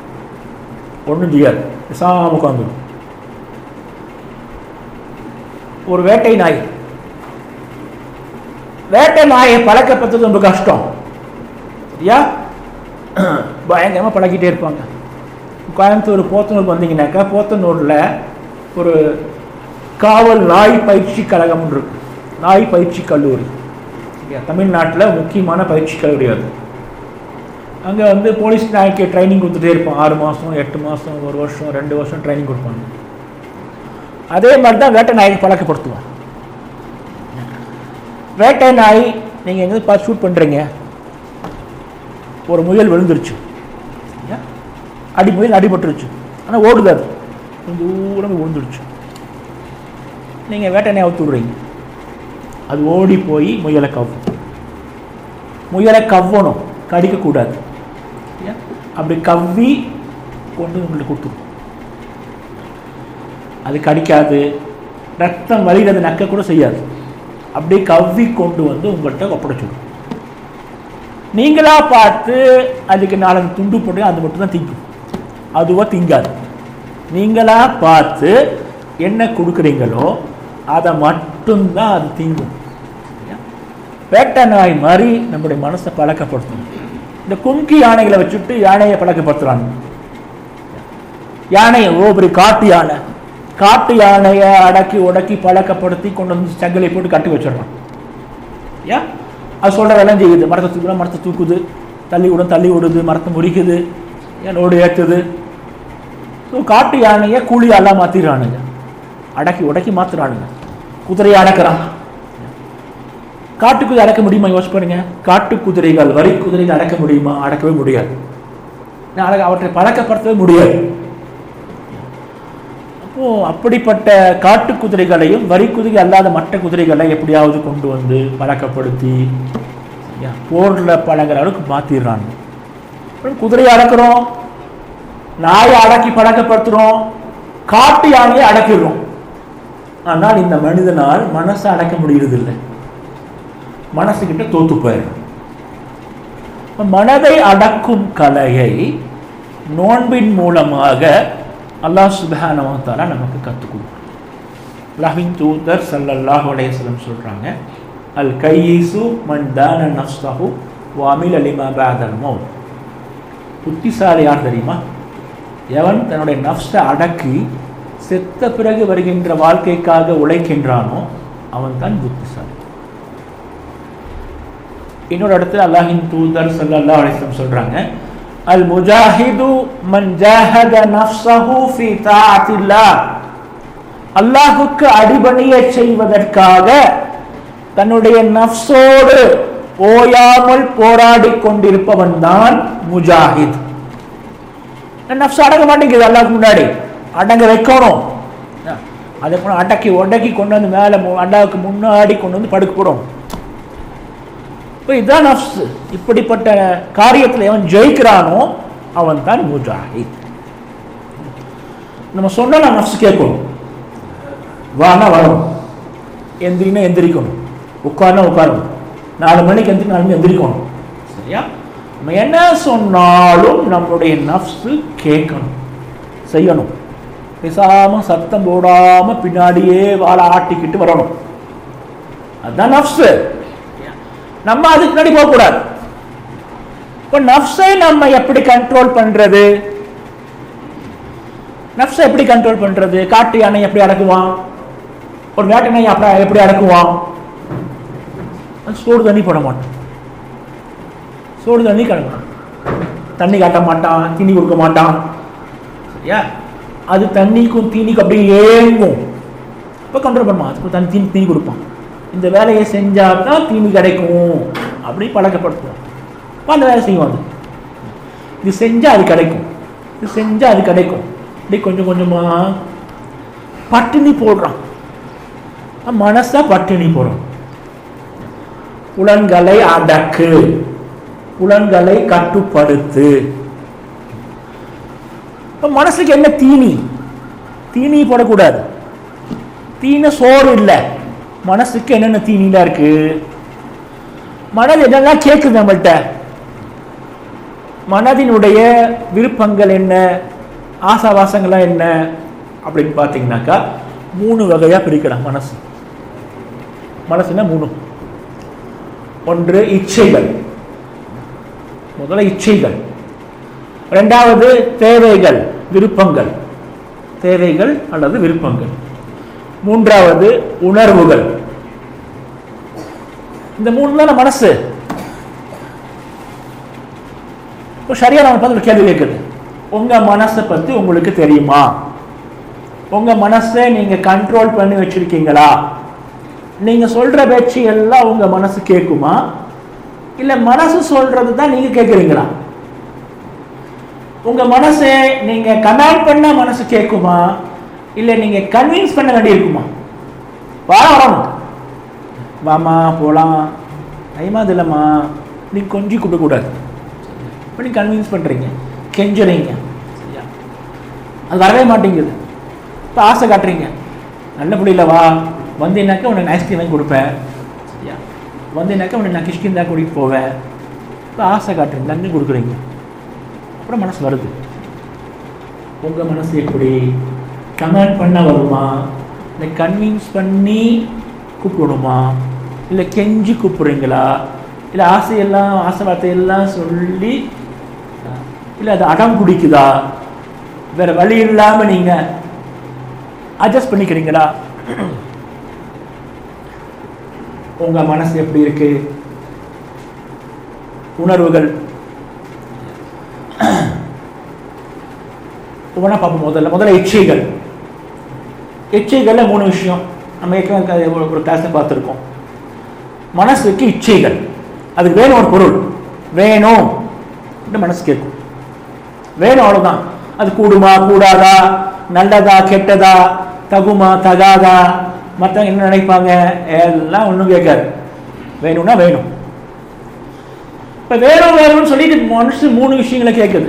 ஒன்று உணவு தீனி, இன்னொன்று பாலியல் பெண் இச்சை, சரியா? மூணாவது சொகுசாக இருக்கணும். மனசு தீனி கேட்குது, அது வேணும் இது வேணும் அது வேணும் இது வேணும்னு சொல்லிட்டு கேட்டுக்கிட்டே இருக்கும். அது ஹலாலா ஹராமா, கூடுமா கூடாத, உடம்புக்கு நல்லதா கெட்டு போயிடுமா, அதெல்லாம் ஒன்றும் பார்க்காது. வேணும் வேணும் வேணும் வேணும், அவ்வளோதான். உலகத்தை சுற்றி பாருங்க, மனசுக்கு தீனி போடுறதுக்காகத்தான் இவ்வளோ பெரிய ஃபேக்ட்ரி எங்கிட்டே இருக்குது. உலகத்தில் இன்னைக்கு ஃபுட் ப்ரொடக்ஷன் மிகப்பெரிய ஒரு தொழில். விதவிதமாக உணவுகள் தயாரிக்கப்பட்டுட்டே இருக்குது.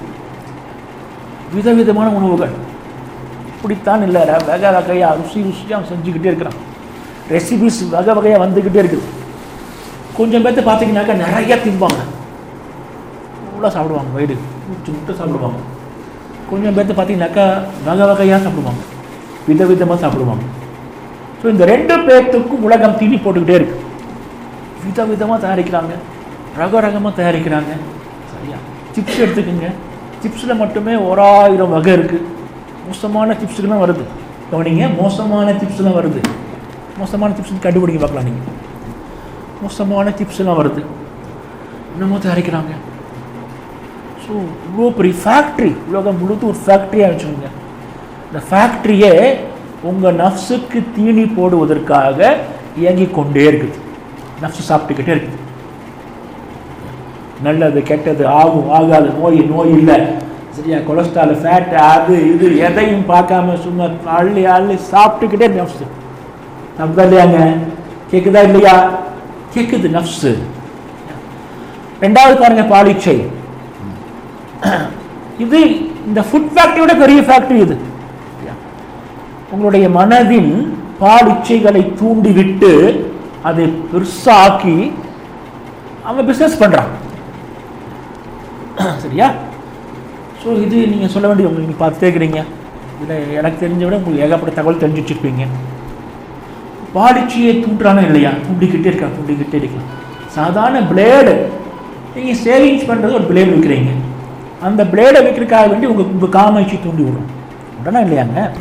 உங்கள் காம இச்சையை தூண்டிவிட்டு ஒரு பிளேடை விற்கிறான், 2 ரூபா பிளேடு விற்கிறதுக்காக வேண்டி. ஸோ காம இச்சை எப்படித்தான் தூண்டுறதுன்னு வகையில் இல்லை. நம்ம பார்த்துக்கிட்டு விரும்பாமல் பார்த்துக்கிட்டே இருக்கிறோம், சரியா? அதை பார்க்குறோம், இதை பார்க்குறோம், அதை பார்க்குறோம், விரும்பாமல் பார்க்குறோம், வேறு வழி இல்லாமல் பார்க்குறோம். நஃப்ஸு பார்க்குது, நம்மளால் பார்வையை கண்ட்ரோல் பண்ணவே முடியறதில்லை, சிந்தனையை கண்ட்ரோல் பண்ண முடியறதில்லை. உள்ளத்தில் ஆபாசமான எண்ணங்கள் வந்துக்கிட்டே இருக்குது. ஆபாசமான பேச்சுகள், ஆபாசமான பாடல்கள் கேட்டுக்கிட்டே இருக்கிறோம், பார்த்துக்கிட்டே இருக்கிறோம், கேட்டுக்கிட்டே இருக்கிறோம், மறுபடியும் பார்க்குறோம், கேட்குறோம். நஃப்ஸுக்கு பழகி பார்க்காம இருந்த ஒரு மாதிரியா இருக்கும். நஃப்ஸு சொல்லி சாப்பிட்டு பழகிருச்சு. மூணாவது சொகுசான வாழ்க்கை. இந்த இந்த இது அது இது சயின்ஸு, இந்த மனிதன் சொகுசாக இருக்கணுங்கிறக்காகத்தான் இவ்வளோ கண்டுபிடிப்புகள் எல்லாம். சொகுசாக இருக்கணும் மனசு. இந்த மூணையும் மனசு கேட்டுக்கிட்டே இருக்கு, அடம் பிடிக்குது, வேணும், அடம் பிடிக்குது. என்ன சொன்னாலும் கேட்க மாட்டேங்குது, நகராம நிற்குது, கீழே உளுந்து கையை காலை ஆட்டி அழுது அரற்றி வேணும் கேட்குது. யோசிச்சு பாருங்க, உங்க மனசு கேட்குதா இல்லையா? உங்க மனசு கேட்குதா இல்லையா? சாப்பாடு வேணும், பிரியாணி வேணும், மனசு கேட்குதா இல்லையா? டெய்லி நைட்டு புரோட்டா சாப்பிட்டே ஆகணும், மனசு கேட்குதா இல்லையா? வெள்ளிக்கிழமையான கறி எடுத்தே ஆகணும், மனசு கேட்குதா இல்லையா? ஞாயிற்றுக்கிழமை பிரியாணி சாப்பிட்டே ஆகணும்னு ஆசைப்படுதா இல்லையா? வெளியில் போகும்போது உங்களையும் மீறி கண்ணி பக்கம் போகுதா இல்லையா? நீங்கள் கவனிக்கவே மாட்டீங்க, உங்கள் சிந்தனை அங்கே போயே இருக்காது, ஆனால் கண்ணு மட்டும் அப்படி போயிட்டு வந்துடும். போகுதா இல்லையா? இப்போ என்ன பண்ணுறீங்க? வெள்ளிக்கிழமை என்ன ஆனாலும் கறி எடுத்தே ஆகணும் மனசு சொல்லும்போது நீங்கள் என்ன பண்ணுறீங்க? மனசு பேச்சு கேட்குறீங்களா? அதனால் வெள்ளிக்கிழமை தின்னே ஆகணுமா? சும்மா இருக்க முடியாதா? கறியத்தே ஆகணுமாங்க வெள்ளிக்கிழமை, கறி எடுக்க முடியாதா? கறிக்கடை போய் நிற்கிறீங்க, ஷோல்டர் கொடுங்க அப்படின்னு கேட்குறீங்க. நீங்கள் மனசு கேட்குது, முன் சப்பை ஷோல்டர் கறி கொடுங்க. ஏன் சுடக்கி சாப்பிட மாட்டீங்களா? நெஞ்சுக்கறி சாப்பிட மாட்டீங்களா? அதெல்லாம் ஷோல்டர் தான் சாப்பிடுவீங்களா? அதில் சிக்கன் லெக் பீஸ் கேட்குறீங்க. மனசு கேட்குது இல்லை, நீங்கள் வேறு சொல்கிறீங்கல்ல, வாயை திறந்து ஷோல்டருக்கு அடி கொடுங்க, முன் சப்பை கொடுங்கன்னு சொல்லும்போது இது நம்ம மனசு இது கேட்குது, யோசிக்கிறதே இல்லை, சொல்லிடுமா இல்லையாங்க? ஜாபீர் இப்னு அப்துல்லாஹ் ரலியல்லாஹு அன்ஹு ஒரு மிகப்பெரிய சஹாபி. சஹாபாக்களில் 20 பேர் மிகப்பெரிய அறிஞர்களாக இருந்தார்கள். அந்த 20 பேரில் இவர் வராரு. அவங்க சொல்கிறாங்க, ஒரு நாள் வீட்டில் கறி கேட்டாங்க, கறிக்கடைக்கு போயிட்டு கறி வாங்கிட்டு திரும்பி வந்துட்டு இருந்தேன். வழியில் உமர் ஃபாரூக் எல்லாம் அவங்க சந்திச்சோம். உமர் ஃபாரூக் என்னப்பா அது கூடையில் அப்படின்னு கேட்டாங்க. கறி வாங்கிட்டு வர சொல்லியிருக்காங்க, கறி வாங்கிட்டு போகிறேன் அப்படின்னு நான் சொன்னேன். ஏன் இன்னைக்கு கறி சாப்பிட்டே ஆகணுமா? கறி சாப்பிட வைக்க மாட்டீங்களோ? வாழவனே கறி சாப்பிட்டே ஆவீங்களோ? கறி சாப்பிடாட்டி தொண்டைக்கு இல்லை சூடு இறங்காதா? கூடை தூக்கிட்டு கடைக்கு வந்திருக்கிற கறியை சாகணும். அவன் பேசிட்டே இருந்தார். நான் என்னால் உண்மையை வச்சுக்க முடியல, இனிமேல் கறியை சாப்பிடவே கூடாதுன்னு முடிவு பண்ணிட்டேன் அப்படின்னு அவன் சொல்கிறார். அவர் இனிமேல் கறி வாங்கவே கூடாது. நம்ம கறி கடைக்கு போகிறோம், நம்மளா போகல, நஃப்ஸு தான் கொண்டு போகுது. இந்த உணவு தான் வேண்டும் என்று நீங்கள் வாய் திறந்து வீட்டிலோ கடையிலோ உச்சரிக்கும் போதெல்லாம் உங்கள் மனசு தான் பேசுது. சரியா? நம்ம கவனிக்கிறதே இல்லை. உங்களுக்கு ரொம்ப பிடிக்கும் பிரியாணி, நல்லா ருசி சாப்பிடுவீங்க. வழக்கமாக சாப்பிட்றத விட 4 வாய் அதிகமாக சாப்பிடுவீங்க. பிரியாணி வீட்டில் ஆக்குனாங்கனாக்கா நான் பிரியாணி ஆக்கியிருக்கிறாங்க. உங்கள் நஃப்ஸ் கொண்டாட்டமாக இருக்குது. சாப்பிடாதீங்க பிரியாணி வேணும் உனக்கு, நோ. நஃப்ஸுக்கு நோ சொல்லி பழகுங்க. நஃப்ஸுக்கு நோ சொல்றது தாங்க நோம்பு கற்றுக் கொடுக்குது. நஃப்ஸுக்கு நோ என்று சொல்லு. நோ, இன்னைக்கு பிரியாணி நான் சாப்பிட மாட்டேன். வீட்டில் உங்கள் ஒய்ஃப் கிட்ட அவங்க அம்மாட்ட சொல்லுங்க, நேற்று நைட்டு நாக்குனீங்க, அது கொடுங்க சாப்பிட்றேன். நோ. உங்கள் நஃப்ஸு கெஞ்சும், உங்கள் நாள் சாப்பிடலாமே. இனிமேல் கண்ட்ரோல் பண்ணிக்கலாம், நீங்கள் ஒரே ஒன்று சாப்பிட்டுக்கலாம். நோ நோ, நஃப்ஸுக்கு நோ என்று சொல்லி பழகுங்க. சரியா அதுதான் கற்றுக் கொடுக்குது. உங்களுக்கு ரொம்ப பிடிச்ச ஒரு சட்டை இருக்குது, பிராண்டட் சட்டை, 2300 கொடுத்து வாங்கிட்டு வந்துருக்குறீங்க, ஒரே ஒரு தான் போட்டிருக்கீங்க. அதை போட்டாலே உங்களுக்கு ஒரு கெத்து வந்துடுது. சரியா, அதை போட்டால் உங்கள் முகம்லாம் மாறிடுது, ஒரு ஃப்ரெஷ்னஸ்ஸு. சரியா, அப்படி நின்று நிற்கிறீங்க, வண்டி இப்படி ஓட்டுறீங்க. அந்த சட்டையை எடுத்து யாருக்காச்சும் கொடுத்துருங்க. அந்த சட்டையை யாருக்காச்சும் கொடுத்துருங்க, கூடாது. பாருங்க, ஒரு சட்டை உங்கள் முகத்தை மாற்றிடுது, உங்கள் நடையை மாற்றிடுது. அது ஓட்டு உட்காந்து ஒரு மாதிரி ஆயிடுறீங்க, ஒரு மாதிரி பேசுகிறீங்க. குளிச்சா தான் சட்டை போடுறீங்க, குளிக்காதனால சட்டை போட மாட்டேங்கிறீங்க. அப்படியே போட்டு வந்து கட்டி வச்சுடுறீங்க. உங்களுக்கு சட்டையா, சட்டைக்காக நீங்களா? நீங்கள் நிறைய அப்படி தான் இருக்கானுங்க, பிராண்டடாக யூஸ் பண்ணுறான். அந்த பிராண்டடை கேட்டு இவன் மாறிக்கிறான். தமிழகத்தில் ஒரு வண்டி வாங்கிக்கிறாரு, 1.25 லட்சம் ரூபா வண்டி வாங்க, பைக்கு. இப்போ நாங்கள் எல்லாம் ஒரு இடத்துல உட்காந்து பேசுவோம், இன்னொரு ஃப்ரெண்டுடைய ஃபேக்ட்ரியில். அவர் ஃபேக்ட்ரி ஒரு சந்துக்குள்ளே இருக்குது. அங்கே இவர் கார் எடுத்துகிட்டு வர்றாரு, ஆட்டோவில் வர்றாரு, பைக் வர மாட்டேங்கிறான். 2 லட்ச ரூபா பைக் ஓடி அங்கே வர முடியும். பைக்குக்காக வேண்டி இவனுடைய ஹேபிட்லாம் மாற்றுறாங்க. மாத்திரமே இல்லையாங்க. சரியா, பைக் புது வண்டி வாங்கிட்டு அப்படியே போகிறாங்க தப்பில். என்ன இது என்ன நஃப்ஸு? ஏன் நம்ம நஃப்ஸ் அப்படியே கேட்குது, இப்படி தான் இருக்கணும், இப்படி தான் இருக்கணும். உங்களுக்கு என்று ஒரு லைஃப் ஸ்டைல் டெஃபினட்டாக இருக்கும். ஏன் நீங்கள் குறிப்பிட்ட சட்டையை தான் போடுவீங்க, குறிப்பிட்ட பேண்டை தான் போடுவீங்க, குறிப்பிட்ட விதமாக சாப்பிடுவீங்க, சில பொருட்களை ரொம்ப லைக் பண்ணுவீங்க, சில பொருட்கள் பார்த்தாலே உங்களுக்கு பிடிக்காது. இது எல்லாத்தையும் வாட்ச் பண்ணிட்டே வாங்க. இதெல்லாம் உங்கள் நஃப்ஸ் சொல்கிறது தான். இது எல்லாத்தையும் வாட்ச் பண்ணிக்கிட்டு இது எல்லாத்துக்கும் நோ நோ நோ நோ நோன்னு சொல்லி பழகு. முடியாது, உங்களால் முடியணும். காரியம் பண்ணணுன்னாக்கா செய்யணும், செஞ்சு பழகணும். முன்னாடி தலைமை தேர்தல் ஆணையராக ஒரு ஆள் இருந்தார், ஒரு தமிழ்நாட்டுக்கார், மலையாளம் தமிழ், டிஎன் சேஷன். அந்த ஆள் வந்து உட்காந்து தான் எலெக்ஷன் கமிஷனுக்கு எவ்வளோ அதிகாரம் இருக்குது அப்படின்னு கண்டுபிடிச்சார். அதுக்கு முன்னாடி எலெக்ஷன் கமிஷன் இருக்கிறது யாருக்கு தெரியாது. அவருடைய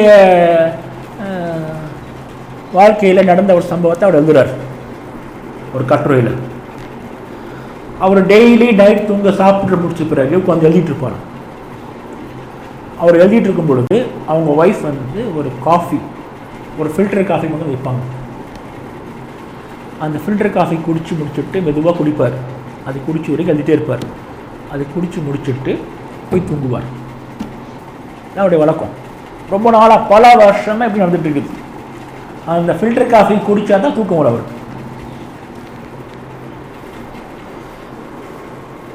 அப்போ ஒரு நாள் யோசிக்கிறார், என்ன அந்த ஃபில்டர் காஃபி, இந்த ஃபில்டர் காஃபிக்கு நான் அடிமையாக இருக்கிறேன். இதை குடித்தா தான் தூக்கம் வரும்னு நினைக்கிறேன். இது குடித்தா தான் தூக்கம் வருது, நான் அப்படி நினச்சிட்டு இருக்கிறேன். இந்த ஃபில்டர் காஃபி நான் அடிமையாக இருக்கிறேன். இந்த சிந்தனை வந்த உடனேயே அவர் ஒய்ஃபை கூப்பிட்டு காஃபி எடுத்துட்டு போ அப்படின்ட்டார். காஃபி மேலே கொண்டு போ. அவங்க அப்படி பார்க்குறாங்கண்ணா, நான் ஒரு முடிவு பண்ணிட்டேன், கொண்டு போய் இந்த காஃபியை அப்படி கொண்டு போயிட்டாங்க. அன்றைக்கி அவரால் தூங்கவே முடியல. ஆனால் இந்த சிந்தனை ஃபில்டர் காஃபிக்கு ஒரு காலையில் இருந்துச்சு, அது கழிஞ்சு போயிடும். இந்த மாதிரி ஒரு காஃபிக்கு நம்ம அடிமையாக இருக்கிறோம். அவர் சொல்கிறார், அதுக்கு பிறகு இன்னைக்கு வரைக்கும் நான் காஃபி குடிச்சதே இல்லை, இப்போ அதை குடிக்கவே இல்லை. நோ சொல்லி பழகுங்க. உங்க நஃப்ஸ் என்னெல்லாம் கேட்குதோ அதெல்லாம் நோ. லன் தனாலுல் பிர்ர ஹத்தா துன்ஃபிகு மிம்மா துஹிப்பூன். உங்களுக்கு ரொம்ப பிடிச்சதை நீங்கள் செலவு செய்யாத வரைக்கும் நன்மை அடைந்து கொள்ள முடியாது. என்னெல்லாம் ரொம்ப பிடிக்கும்னு பாருங்க. பிரியாணி பிடிக்குமா, வேணான்னு சொல்லுங்க. சாப்பிட மாட்டேன்னு சொல்லுங்க. நீங்கள் நைட்டு ஃபேஸ்புக் பார்க்குறீங்களா, ஃபேஸ்புக்கில் ஒரு நாளைக்கு 2 மணி நேரம் 3 மணி நேரம் செலவு பண்ணுறீங்களா? யோசிச்சு பாருங்கள். ஒரு நாளைக்கு காலையிலேருந்து நைட்டு வரைக்கும் நம்ம தொழுகிற டைமில் 40 நிமிஷம் தான் தொழுகிறோம். ஆனால் ஃபேஸ்புக்கு 3 மணி நேரம் தரும். என்ன கொடுமைடாது. ஃபேஸ்புக் அக்கௌண்ட் டெலீட் பண்ணுங்கள், ஒன்றும் சாதி போகிறது இல்லை. ஏன் ஃபேஸ்புக் இல்லாமலே உலகம் நடக்கும், ஃபேஸ்புக் இல்லாமலே உலகம் ஓடும். ஃபேஸ்புக் அக்கௌண்ட் டெலீட் பண்ணுங்கள். ஆக்டிவேட் டீஆக்டிவேட் பண்ணுறது அப்புறம் பார்க்குறது, அக்கௌண்ட்டே வேணாம். என்னங்க நான் போகிறோம், நம்ம ஃபேஸ்புக்கு போய் எழுதி பெருசாக ஒன்றும் போகிறது இல்லை, டெலீட் பண்ணுங்க. ஸோ ஒவ்வொன்றா பார்த்துட்டே வாங்க. இதெல்லாம் கற்றுக் கொடுக்குறது தான் நோம்பு வருது. நோம்பு பார்த்தீங்கன்னாக்கா நம்ம நெஃப்ஸுக்கு நிறைய தீனி போடும், ஃபுல்லாக தீனி. நிறைய பேர் வீட்டில் பாருங்க, மற்ற மாதங்களில் வர மளிகை சாமானத்தை விட நோம்பு மாதத்தில் மட்டும் மளிகை சாமான் கூடுதலாக இருக்கும். நிறைய திங்கிறோம், வகையாக திங்கிறோம், டெய்லி கறி எடுக்கிறோம். இஃப்தாருக்கு போய் பார்த்தீங்கன்னாக்கா சரி சாப்பாடு. இஃப்தாரில் வடை கஞ்சி ஆகா இது இது கஞ்சியில் வகையாக கைமா கஞ்சி, அந்த கஞ்சி இந்த கஞ்சின்ட்டு அடக்கிறதுக்காக இது தீனி போட்டு வளர்க்குறோம், மிருகமாக ஆக்குறோம். நஃப்ஸை தீனி போட போட அது மிருகமாகிடும். அடக்கணும் அடக்கணும். டைனாசர் மாதிரி இருக்குது மனசு. நம்ம தீனி போட டைனாசர் மாதிரி ஆயிடும், டிராகன் மாதிரி ஆயிடும். நம்ம நஃப்ஸ் டிராகனாக அப்படி அடங்குவோம், ஒன்றும் பண்ண முடியாது. வாயத்து வந்து நம்ம சாக வேண்டியது தான். நம்ம நஃப்ஸ் டிராகன் ஆக்கிட்டே இருக்கிறோம். நல்லா கவனிச்சு பாருங்க. சஹர் சாப்பாடு ஃபுல்லாக சாப்பிடும். மக்களும் இப்போ சஹர் விருந்தெல்லாம் வைக்கிறாங்க, சஹர் ஃபுல்லாக சாப்பிடும். நியாயப்படி பார்த்தா நம்ம சஹர் சாப்பிடவே கூடாது. மக்களை நபி வழியை பின்பற்றுகிறோம், சஹர் உணவில் பரக்கத்து இருக்கின்றது, சஹர் சாப்பிட்டே ஆக வேண்டும், முக்கியமான சுன்னத் அது. அதெல்லாம் ஒன்றும் கிடையாதுங்க, சஹாரே பண்ணக்கூடாது. லஹின் தூதர் ஸல்லல்லாஹு அலைஹி வஸல்லம் உடைய காலத்தில் கிறிஸ்துவர்கள் ஒரு நோன்பு வைப்பாங்க. அந்த நோன்பு பேர் விசால். டபுள் நோன்பு வைப்பாங்க. ஒரு சஹர், மறுநாள் இஃப்தார் பண்ண மாட்டாங்க. அதுக்கு அடுத்த நாள் சஹரும் பண்ண மாட்டாங்க. அதுக்கு 2வது இஃப்தார் பண்ணுவாங்க. கண்டினியூஸாக 2 நோன்பு, கண்டினியூஸாக 3 நோன்பு. திங்கக்கிழமை காத்தால சஹர் பண்ணானாக்கா மறுபடியும் வியாழக்கிழமை காத்தா சஹர் பண்ணுவான்.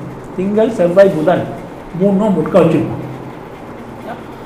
இதெல்லாம் பார்த்து சஹாபாக்கள் வைக்க ஆரம்பித்தாங்க. ஷரியா இதை தடை செய்தது. நோ இல்லை, வைக்க வேண்டாம், அளவுக்கு மின்சுமை வைக்கக்கூடாது. சஹர் பண்ணுங்க, சஹர் பண்ணாமல் இருக்காதீங்க. சஹர் பண்ணான்னு சொல்லி கேட்க மாட்டேங்கிறாங்க. சஹர் பண்ணாமல் வந்துடுறது, சும்மா கொஞ்சம் சாப்பிட்டுக்கிறது, நைட் தூங்கும் போதே ஏதாவது சாப்பிட்டு தூங்கிடுறது, சஹர் பண்ணுற மாதிரி. சஹர் இல்லாமல் நோன்பு வைக்கிறது. அல்லாஹ்வுக்காக நோன்பு வைக்கிறோம், ரொம்ப பட்டினியாக இருக்கணும், ரொம்ப பயபக்தியாக காட்டுறது. ரொம்ப பயபக்திலாம் காட்டக்கூடாது. ஒரு ஆள் இப்படியே மெதுவாக நடந்து போயிட்டே இருந்தார், இப்படியே மெதுவாக. உமர் ஃபாரூக் இல்லாமல் என்னப்பா உடம்பு சரியில்லையா? இல்லைங்க. அப்புறம் என்னாச்சு, ஏன் இப்படி நடந்து போயிட்டுருக்கிறேன்? இல்லைங்க, ரொம்ப பணிவாக போயிட்டுருக்காங்க. ஃபோன் சொன்ன இல்லை, அப்படி பணிவு. நான் கேட்டேன், பணிவு அல்லாஹ்க்கு முன்னாடி காட்டு, ரோட்டில் அப்படி நடந்து போயிட்டு இருக்காது. இந்த ஓவர் பக்திலாம் இஸ்லாத்தில் கிடையாது. சஹர் பண்ணணும். சஹர் பண்ணாமல் அப்படியே ரெட்டை நோன்பு வைக்காத, சஹர் பண்ணியே ஆகணும். விசால் நோன்பு வைப்பதற்கு, தொடர் நோன்பு வைப்பதற்கு ஷரியா தடை போட்டது. அல்லாஹ்வின் தூதருக்கு மட்டும் விதிவிலக்கு. அல்லாஹ்வின் தூதர் மட்டும் அந்த நோன்பு வச்சுக்கிட்டே இருந்தாங்க. இப்போ சஹர் பண்ணுங்க, சஹர் பண்ணால் நோன்பு வைக்காதீங்க. சஹரில் பரக்கத்து இருக்குது, சஹரில் ரொம்ப ஹைர் இருக்குது. இது யாருக்கு? சஹரே பண்ண மாட்டேங்கிறான். அவன்கிட்ட போய் சஹர் பண்ணுப்பான்னு சரியாக சொல்லுது. இப்போ நைட்டே 4 நாள் சேர்த்து சாப்பிட்டான் இல்லையா? அவனுக்கு சஹர் பண்ணணும். அவன் அவன் அவன் இஃப்தாரே பண்ணக்கூடாது. நம்ம பாட்டு சாப்பிட்றோம் ஃபுல்லாக. இஃப்தாரில் அடி தூள் கிளப்புறோம். 4 பரோட்டா சாப்பிட்றாங்க இஃப்தாரில் உட்காந்துக்கிட்டு.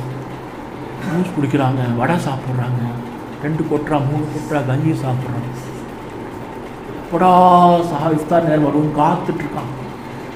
ப்ரிப்பரேஷன், முன்னாடியே ப்ரிப்பரேஷன். பள்ளியாசல் பாருங்கள், சஹருக்கு முன்னாடி 3/4 மணி நேரம் மேலே பாயெல்லாம் விரித்து கஞ்சியெல்லாம் எடுத்து வச்சு நோம்பெல்லாம் தந்துட்டு புடா பார்த்துட்டு உட்காந்துருப்பாங்க. புடா இன்னும் மோதன் அப்படியே போவார். அப்படின்ட்டு அவர் டப்பு சொல்லும்போது கையில் என்ன இது ஓட்ட பண்ணி நின்றுட்டே இருக்காங்க. நம்ம எங்கேயும் மனசை அடக்கிறோம். மனசு அப்படி காத்துக்கிட்டு இருக்குது.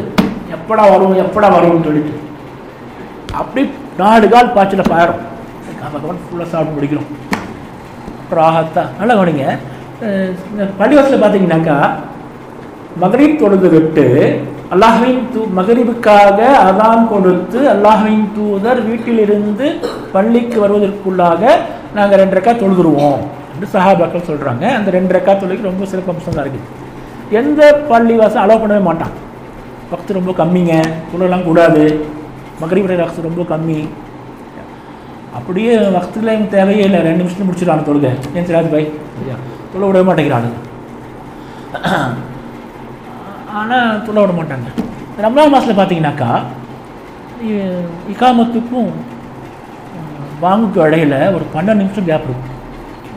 12 நிமிஷம்.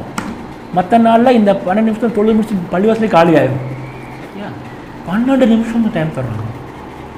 நல்லா சாப்பிட்டுட்டு தான் வர்றாங்க. நல்லா சாப்பிட்டுட்டு தொழுது முடிச்சு மறுபடியும் இஷா முடிச்சு சாப்பிட்றாங்க. மறுபடியும் சாப்பிட்றாங்க. நைட்டெலாம் சாப்பிட்டுக்கிட்டே இருக்காங்க. இதையும் கண்டதையும் சாப்பிட்டு வைக்கிறாங்க. அப்புறமா அல்லாஹ்வின் தூதர் சஹர் செய்ய சொல்லியிருக்கிறாங்க. சஹர் தூர் செய்த பரக்கத்து இருக்கான், அதில் ரொம்ப ஹயர் இருக்குது. சஹர் செய்யாமல் இருக்கக்கூடாது, அதனால் சஹர் செய்யும். மறுபடியும் 3 மணிக்கு எழுந்திரிச்சு வீட்டில் பொம்பளைங்களை பாருங்கள், இபாதே பண்ண மாட்டாங்க. இஃப்தாருக்கு ஆக்கணும், நைட்டுக்கு ஆக்கணும், சஹருக்கு ஆக்கணும். அவங்க ஆக்கிக்கிட்டே இருக்கிறாங்க. மறுபடியும் சாதம் சாப்பிட்றோம், சளைக்காமல் சாப்பிட்றோம். நைட்டில் எழுந்திரிச்சு தூக்கத்தில் சாப்பாடு உள்ளே போகாது, அதெல்லாம் இல்லை. முதல் ஒரு நாள் என்ன அப்படி இருக்கும், ரொம்ப ஃபுல்லாக சாப்பிட ஆரம்பிச்சோம். ஃபுல்லாக சாப்பிட்றோம். எங்கேயும் அடக்குறோம், அடக்கிறதே இல்லை. எல்லாம் மனசு அப்படி மிருகம் மாதிரி ஆயிடும், மூர்க்கத்தனமாக இருக்கும். யோசிச்சு பாருங்க, ஒரு மிருகத்தை கட்டி போட்டு தீனி கொடுக்காம இருந்தாக்கா அதை சொல்கிற பேச்சு கேட்கும். அதே அவுத்து விட்டுட்டு இஷ்டத்துக்கு தீனி கொடுத்துட்டே இருக்கிறீங்க, அது வாட்டுக்கு மம்மானே திங்குது. அதை கண்ட்ரோல் பண்ண முடியுமா? கண்ட்ரோல் பண்ண முடியாது. ஸோ இஃப்தார் என்பது நம்முடைய நோன்பு என்பது உணவு விஷயத்தில் நம்ம டோட்டல் ஃபெயிலியர் ஆகிடும். நம்ம உணவு விஷயங்களை கொஞ்சம் மாற்றி வச்சுருக்கோம். காலையில் டிஃபன் பண்ணுறத ஒரு 3 மணி நேரம் முன்னாடி சாப்பிட்றோம். மத்தியான சாப்பாடை ஒரு 3 மணி நேரம் தள்ளி சாப்பிட்றோம். நைட்டு வழக்கமான சாப்பிட்றோம். எங்கே உணவு குறையுது? உணவு குறையிறதே இல்லை. எக்கச்சக்கம் உணவு சாப்பிட்டுக்கிட்டே இருக்கும். ஸோ நஃப்ஸு அடங்காது, இச்சைகள். லஹன் தூதர் ஸல்லல்லாஹு அலைஹி வஸல்லம் காலத்தில் சஹாபாக்கள் பாருங்க, இது நான் இந்த இப்போ சொன்ன பாயிண்ட்டுக்கு ஆதார் இன்னொரு பாயிண்ட் சொல்கிறேன் பாருங்க. கிறிஸ்துவர்கள் யூதர்கள் என்ன பண்ணுவாங்கன்னா, நோன்பு வைக்கும் பொழுது மனைவியை நெருங்க மாட்டார்கள். நோன்பு வைக்கிற காலத்தில் அவங்க மனைவியை நெருங்கவே மாட்டாங்க, இல்லற உறவை வைக்கவே மாட்டாங்க. ஸோ நமக்கு முன்னாடி இருந்தவங்களுக்கு ஷரியத் கொஞ்சம் ரொம்ப ரஃப்பாக இருந்துச்சு. அவங்கள பொறுத்த வரைக்கும் நமக்கு முந்தி எல்லா சமூகங்களுக்கும் நோன்பு எப்படி இருக்குன்னாங்க, நோன்பு சாப்பிடக்கூடாது, மனைவியை தொடக்கூடாது, எல்லாத்துக்கும் மேலாக பேசக்கூடாது. நோன்பு வச்சா பேசக்கூடாது. மரியம் அலைஹிஸ்ஸலாம் அவர்களுக்கு பேறுகால வேதனை வருகின்றது. அவங்க ஊட்ட விட்டு ஒதுங்கி ஒரு ஓரமாக போய் குழந்தையை பெற்றெடுத்துக்கிட்டு வர்றாங்க. எல்லாரும் துவாசனைங்க, யாரெல்லாம் என்ன ஆடுன்னு தெரியலையே, எப்படி நான் ஊருக்கு போவேன், எல்லோரும் கேட்பாங்களே சரியா. பள்ளிவாசலே தங்கியிருக்கிற ஒரு பொம்பளை ஒரு புள்ள இந்த மாதிரி எங்கேயோ போய் குழந்தையை பற்றிட்டு வந்துட்டா, வாய்க்கு வந்தபடி பேசுவானுங்களே, என்ன பண்ணுறது, ரொம்ப அழுகுறாங்க. இப்போ அல்லாஹ் சுப்ஹானஹு வ தஆலா அவன் சொல்கிறான், நீ வாயத்தை வந்து பேசாத, நான் நோன்பு வச்சிருக்கிறேன்னு சொல்லியிருக்கேன், நான் நோன்பு வைத்திருக்கின்றேன். இப்போ அதே மாதிரி மக்களை ஒன்று சென்று, இம்ரானின் சகோதரியே, இம்ரானின் புதல்வியே, இது என்ன இது கேட்குறாங்க. அவங்க நான் நோன்பு வச்சுருக்கேன், சைக்கிளே சொல்கிறாங்க, நான் நோன்பு வச்சுருக்கேன். அப்படியா? இப்போ என்ன பண்ணுறது? குழந்தையை கேளுங்க. குழந்தை எப்படி கேட்கும்? குழந்தை பேசுமா? பேசும், அது பேசுது குழந்தை. இன்னி அப்துல்லா. இப்போ நோன்பு வச்சா பேசக்கூடாது, நோன்பு வச்சா பொண்டாட்டிகிட்ட பக்கத்தில் போகக்கூடாது, இதெல்லாம் அவங்களுக்கு கடமை. இப்போ மதீனாவில் சஹாபாக்கள் என்ன பண்ணுறாங்க, நோன்பு வச்சா நமக்கு அந்த மாதிரி கடமை எதுவும் சொல்லப்படலை. ஆனால் என்ன பண்ணுறது, மனைவி கிட்ட போகிறதா வேணாமா. கொஞ்சம் பேர் நைட்டில் மனைவியோடு இருக்கிறாங்க, கொஞ்சம் பேர் இருக்கிறது இல்லை. ஒரு விதமான தப்பு பண்ணுறோமோ, மனைவியோடு இருந்தவங்களுக்கு தப்பு பண்ணுறோமோன்னு ஒரு ஃபீலிங் வருது. தப்பு பண்ணுறோமோ, நோன்பு வச்சா மனைவிகிட்ட போகக்கூடாது, நம்ம போகிறோம் நைட்டில், சரியா தப்பா அந்த உள்ளத்தை உறுத்திக்கிட்டே இருக்குது. இப்போ அல்லாஹ் சுப்ஹானஹு வ தஆலா இதை கிளியர் பண்ணுறான். உள்ள உறுத்தலோடு ஏன் ஒரு காரியம் பண்ணுறீங்க? உள்ள உறுத்தலோடு ஏன் ஒரு செயலை செய்கிறீங்க? ஒன்று அது செயலை செய்யக்கூடாதுன்னு சொல்லணும், இல்லாட்டி உள்ள உறுத்தலை எடுக்கணும். அல்லாஹ் சுப்ஹானஹு வ தஆலா இந்த உள்ளத்தின் உறுத்தலை எடுத்துடணும். ஓகே, உங்களுக்கு பர்மிஷன் தரும். இரவு நேரத்தில் நீங்கள் மனைவியை அணுகலாம். நோன்பு கால இரவுகளில் மனைவியை அணுகுவது உங்களுக்கு அனுமதிக்கப்படுகின்றது. பாருங்க, அனுமதிக்கப்படுகின்றதுன்னா என்ன அர்த்தம்? முன்னாடி அனுமதி இல்லை, இப்போ அனுமதிக்கப்படுது. ஓகே, போய்க்கிங்க. இப்போ முன்னாடி போகாமல் இருந்தாங்க,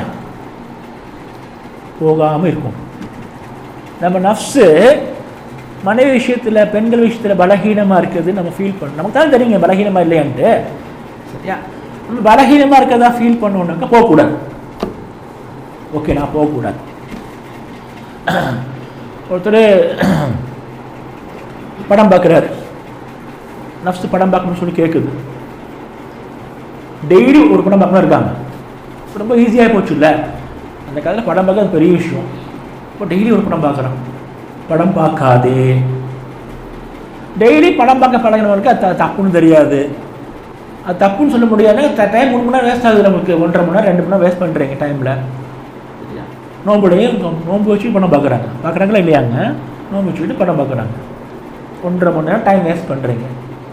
நோன்னு சொல்லி பழகுங்க. எதுக்கு படம் பார்க்குறீங்க? பார்த்து என்ன ஆக போகுது தெரிஞ்சுக்கிறீங்களா? ஒன்றும் இல்லை. நோ. ஸோ நம்ம மனசு எங்கே பலகீனமாக இருக்குதோ அங்கே தான் இழுத்து கட்டி போடணும். நோ நோ என்று சொல்லிப்பேன். நான் உங்களை அட்டாக் பண்ணுறேன், உங்களை நான் அட்டாக் பண்ண வர்றேன். உங்களுடைய வீக் பாயிண்ட் எங்கே அப்படின்னு பார்ப்பேன். உங்கள் வீக் பாயிண்ட்டை தான் நான் ஃபோர்ஸாக இறக்குவேன். இதான் ரியல் யதார்த்த உலகத்தில் தான் நடக்கும். இப்போ நம்முடைய எதிரி ஷைத்தான் என்ன பண்ணுறான்?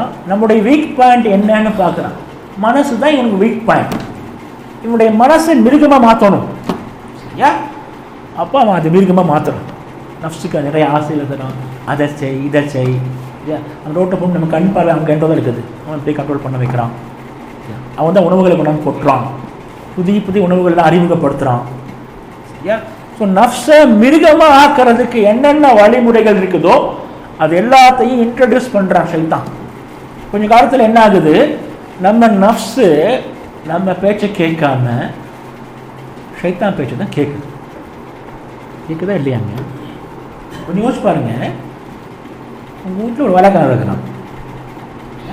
நீங்கள் என்ன சொன்னாலும் அவன் செய்ய மாட்டேங்கிறான். ஆனால் உங்களுக்கு பிடிக்காத உங்கள் பக்கத்து வீட்டுக்காரன் ஒருத்தர் இருக்கான். அவன் என்ன சொன்னாலும் இவன் செய்கிறான். உங்களை பற்றி தகவலை அவனுக்கு கொடுத்துட்டே இருக்கிறான். அவன் சொல்கிற காரியத்தில் அவன் வீட்டு செஞ்சு வைக்கிறான். இப்போ நீங்கள் அவனை வச்சுருப்பீங்களா? அவனுக்கு மாதம் பிறந்தா சம்பளம் கொடுப்பீங்களா? நம்ம வீட்டு வேலைக்காரனை எவனோ ஒருத்தன் கண்ட்ரோல் பண்ணுறான். அவன் பேசி இவன் கேட்டுட்டு இருக்கிறான். அதோட மோசம், நம்ம நஃப்ஸை நம்முடைய ஷைத்தான் கண்ட்ரோல் பண்ணுறான். உங்கள் அறிவு சொல்வது செய்யாதே,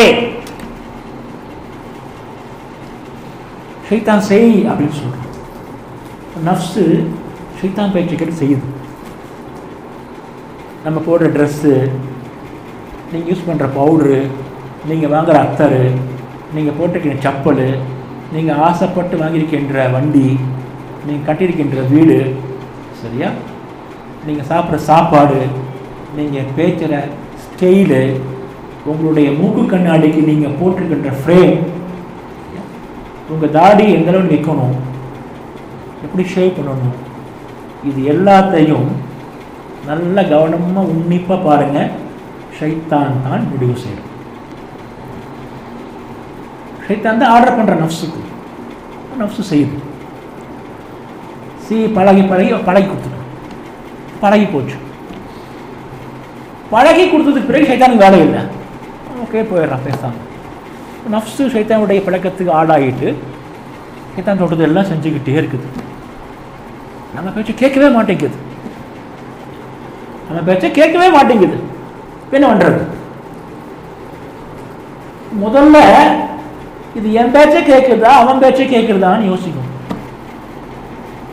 நான் வேலைக்காரங்கிற இடத்துல நான் ஒரு வேலைக்காரன்னு ஒரு உதாரணம் கொடுத்து பார்த்தீங்களா, அந்த வேலைக்காரனுங்கிற இடத்துல வேலைக்காரனை தூக்கிட்டு நம்மளோட மனைவி வச்சு பாருங்க, பொண்டாட்டி வச்சு பாருங்க, இவ்வளோ மோசமான விஷயமா இருக்கும்.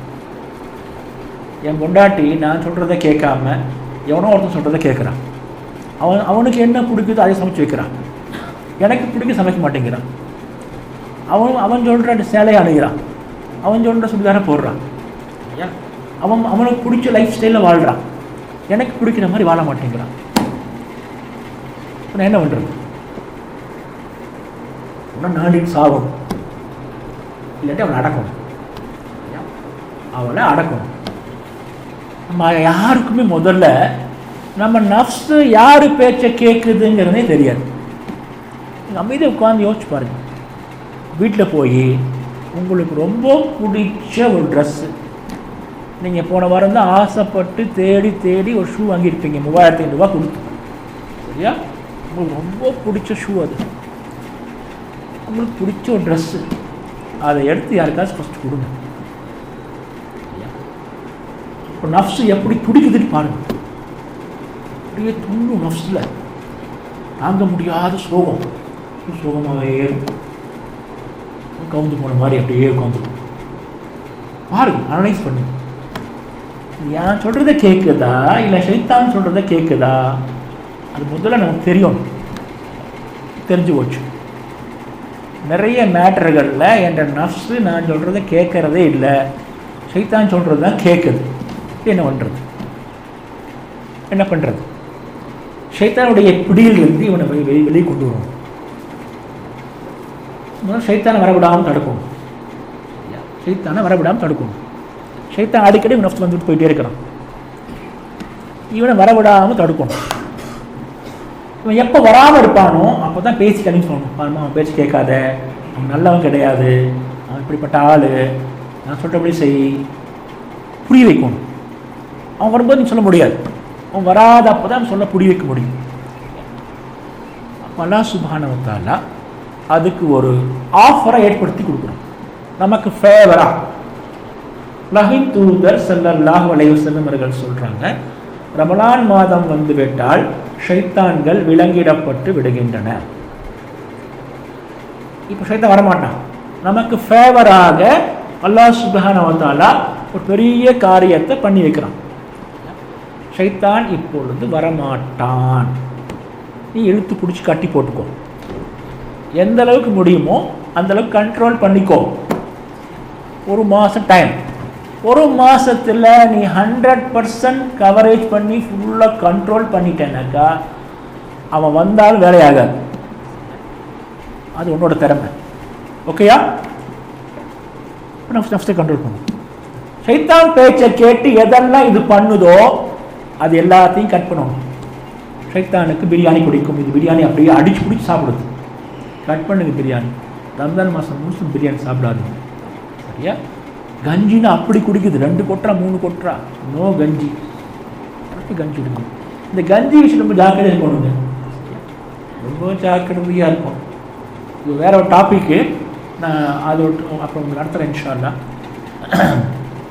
பள்ளிவாசலில் போய் கஞ்சி கொடுத்தீங்கன்னாக்கா நீங்கள் வச்சுக்கிற நோம்புடைய ஆயுசு ரொம்ப கம்மி. பள்ளிவாசல் கஞ்சி குடிக்கிறதுனால நம்முடைய நோன்பு பாலாக போகிறதுக்கு 100% வாய்ப்பு இருக்குது. பள்ளிவாசலில் அவன் இவன் வட்டிக்கு கொடுக்குறவன், வட்டிக்கு வாங்குறவன், 2 நம்பர் பிஸ்னஸ் பண்ணுறவன், 3 நம்பர் பிஸ்னஸ் பண்ணுறவன், 4 நம்பர் பிஸ்னஸ் பண்ணுறவன் எல்லாரும் கொண்டு வந்து காசு கொடுக்குறானுங்க. நல்லவன் கெட்டவன், காஃபில முனாஃபிக்கு முர்த்தது எல்லாரும் காசு தரானுங்க. அல்லாவுடைய சாபம், அல்லாவுடைய கோபம், அல்லாவுடைய வேதனை எல்லாமே அது இறங்கும். அந்த கஞ்சித்தை நம்ம குடிக்கிறோம்.